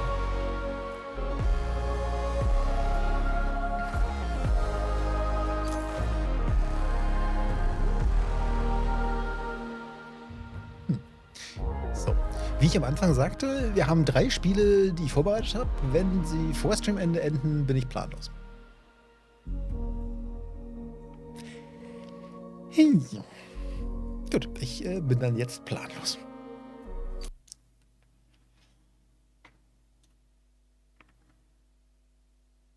Ich sollte Musik hören. Warum höre ich keine Musik? Weil sich irgendwas gedacht hat, hey, machen wir die Musik aus. Ah nein, weil die Playlist nur 2 Stunden lang ist. Ja. Ja, ich find auf jeden Fall beide cool. Sollte nicht nach CVDS3 kommen.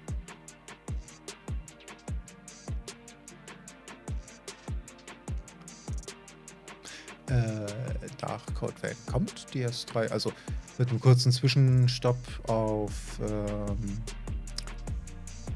wie hieß es? Der Turing-Test für 2 Streams circa. Aber danach kommt DS3. Wieso? Wo hast du irgendwas anderweitiges mitbekommen?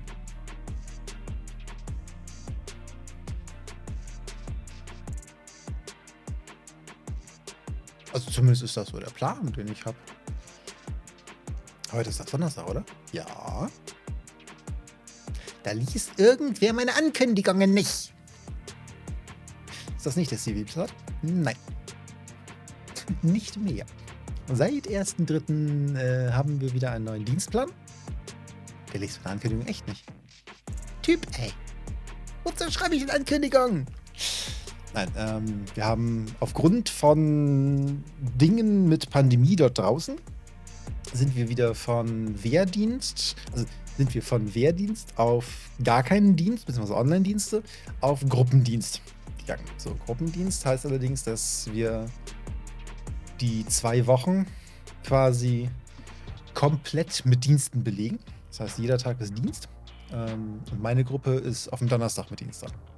Deswegen habe ich jetzt seit 1.3. oder ab 1.3. Jeden zweiten Donnerstag Dienst statt jeden zweiten Dienstag. Die Ankündigung gelegen, dass es keine Dienstagsdienst mehr geben wird. Das ist ja schon wieder ewig her. Nein, dass die Streams jetzt wieder Dienstag sind. War die letzte Ankündigung. Genau. Ja, es ist schön, dass ich jedes Mal die Streams dafür umlegen muss, aber naja, es ist halt wie es ist. Nee, ich habe jetzt jeden zweiten Donnerstag wieder Dienst. Der Streamplan, beziehungsweise der Dienstplan ist erstmal geschrieben bis Juni. Anfang Juni, ich glaube die erste Juniwoche oder die ersten 2 Juniwochen oder so sind noch geschrieben. Danach gibt es gerade keinen Dienstplan. Allerdings sowohl mein Gruppenführer als auch ich gehen davon aus, dass wir den Juni mit diesem Dienstplan nicht erreichen werden, sondern dass dazwischen wieder umgewürfelt wird. Von daher, ja,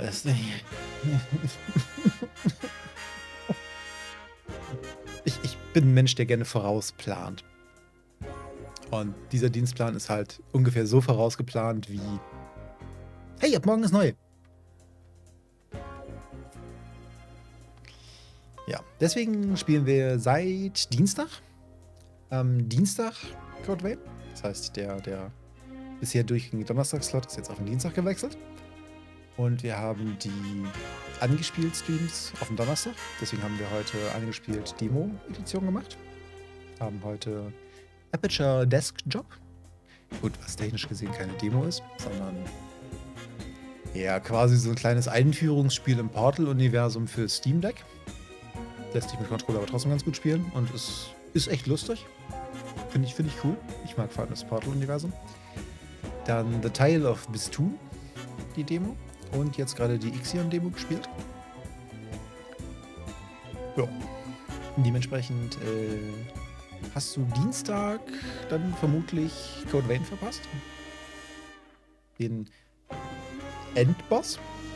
Also was ich dachte, was der Endboss ist. Wir haben 2 Bosse im First Try gelegt. Wir haben den Endboss. im 20. Ich müsste jetzt in die YouTube-Playlist gucken. Im 20. gelegt. Und dann kam überraschenderweise noch ein Endboss. Ja. Da haben wir jetzt bisher 10. Nee, bis 10 habe ich es nicht geschafft. 10 war Mido. 2 Versuche oder so gemacht. Dementsprechend geht es am Dienstag weiter mit Code Vein. Ich denke mal, ich werde so 1, 2 Tries bei dem Endboss machen, werde dann in die Tiefen gehen. Werde da dann einmal die Karten der Tiefe mir angucken. Werde mir unter Umständen auch die DLCs, die nämlich auch in der Tiefe sind, angucken. Und dann, also ich möchte den Endboss auf jeden Fall schaffen. Das heißt, ich will das Spiel nicht versenken, bevor wir den Endboss geschafft haben. Aber ja, mal gucken. Vielleicht machen wir dann irgendwie 10 Tries am Boss, dann eine Karte in der Tiefe oder so zur Abwechslung, weil ich glaube, den Boss halte ich am Stück nicht aus. Das ist einfach nur Wahnsinn, dieser Boss. Ich habe mir dazu inzwischen was durchgelesen, weil ich habe ihn on-stream einfach als Trollboss bezeichnet. Es war für mich einfach ein Trollboss. Ja. Nee, dementsprechend, du kannst wieso habe ich dafür eigentlich immer noch keinen Command? Fragt man sich. Die Liste dort. Oh, wieso gibt mir YouTube... Doch, da. Nicht den Link zur Liste, wollte ich gerade sagen. Du kannst hier die Bosse nachgucken, falls du Bock hast. Falls sich die Bosse interessieren. Das sind, wie gesagt, wir haben am Dienstag den Queen's Knight Reborn im First Try und den Attendant of the Relics im First Try gemacht. Und dann den Skull King im 20s, also im 20. Ja, und dann kommt der Trollboss und wir müssen mal gucken. Den machen wir dann nächsten Dienstag oder so. Müsst es doch selber nachspielen. Ist nur ein Angebot. Du hast ja bisher schon ein bisschen zugeguckt. Den Endboss siehst du auf jeden Fall nicht. Der ist in der Playlist noch nicht drin, weil der ist noch nicht gelegt. Ja. So, ich werde mal ganz kurz, bevor der Link verschwindet, da er gerade noch im Chat ist, mir den IXION-Link schnappen und mir das Spiel einmal auf die Wishlist knallen. Weil, wie gesagt, also so von dem, was wir heute gespielt haben, Aperture Desk Job sind wir durch. Das war ja tatsächlich das komplette Spiel, was wir gespielt haben.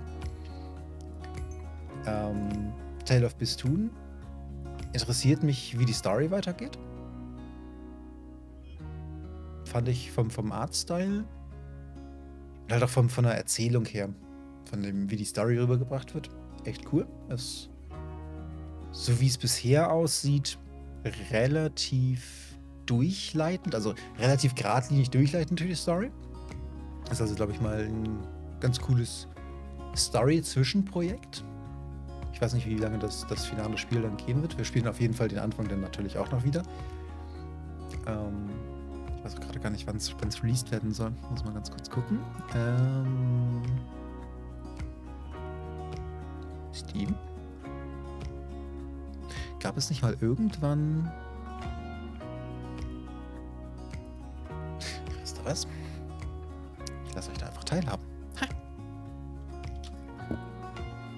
Dass Steam wieder keine Lust hat. Machen wir das halt anders. Im Store. Store ein bisschen größer. Tale of Bistun. Ja. Klappe bitte. Genau. Soll erscheinen Spring 22.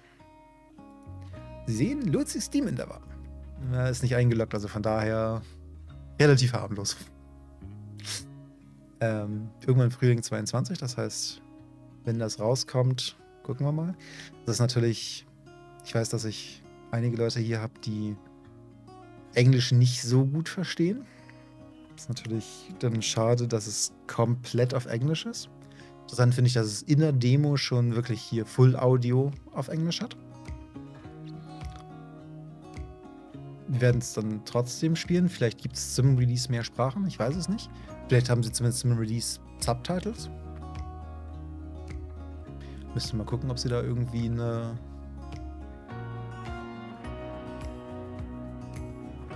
Dings haben. Eine Roadmap. Sagen eigentlich wenigstens einen Monat im Release steht das alles nur bla. Ja, also ich habe es mir jetzt auf die Wishlist gesetzt. Von daher, ich kriege mit, wenn sich was ändert. Es ist momentan ist ja Steam Next, also der Demo-Dingsy von Steam für das Steam Next-Zeug. Aus dem Steam Next habe ich mir, beziehungsweise eine hat Vigilux mir empfohlen, eine habe ich mir selber rausgesucht. Demo genommen. Und kurz Link schon mal kopieren. Hab die heute gespielt. Wie gesagt, Tale of Bistun war die erste Demo, die wir gespielt haben. Es sieht für mich ganz cool aus. Ich hoffe, dass es was wird. Also, dass das Spiel dann wirklich im Spring 2022 rauskommt. Aber im Endeffekt, wir werden es sehen. Und die zweite, die wir dann eben gespielt haben. Danke. Und ein Danke. Die zweite, die wir eben gespielt haben, ist IXION. Soll Coming 22, also irgendwann dieses Jahr, kommen. Man weiß es nicht so ganz genau. Von daher, ja, schauen wir mal. Ja. Und ich würde sagen, nachdem wir die letzten Streams immer überzogen haben, suche ich mir jetzt nicht noch was Neues, weil dann überziehen wir wieder, sondern wir gucken jetzt mal kurz. Ich glaube, ich brauche gar nicht weit gucken, aber wir gucken jetzt mal kurz, wer sich noch so in diesem Twitch tummelt und nicht Elden Ring spielt.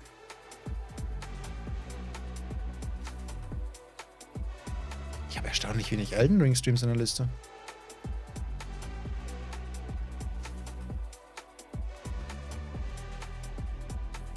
Okay, der Stream, da läuft nichts mehr. Nein. Da könnten wir hingehen.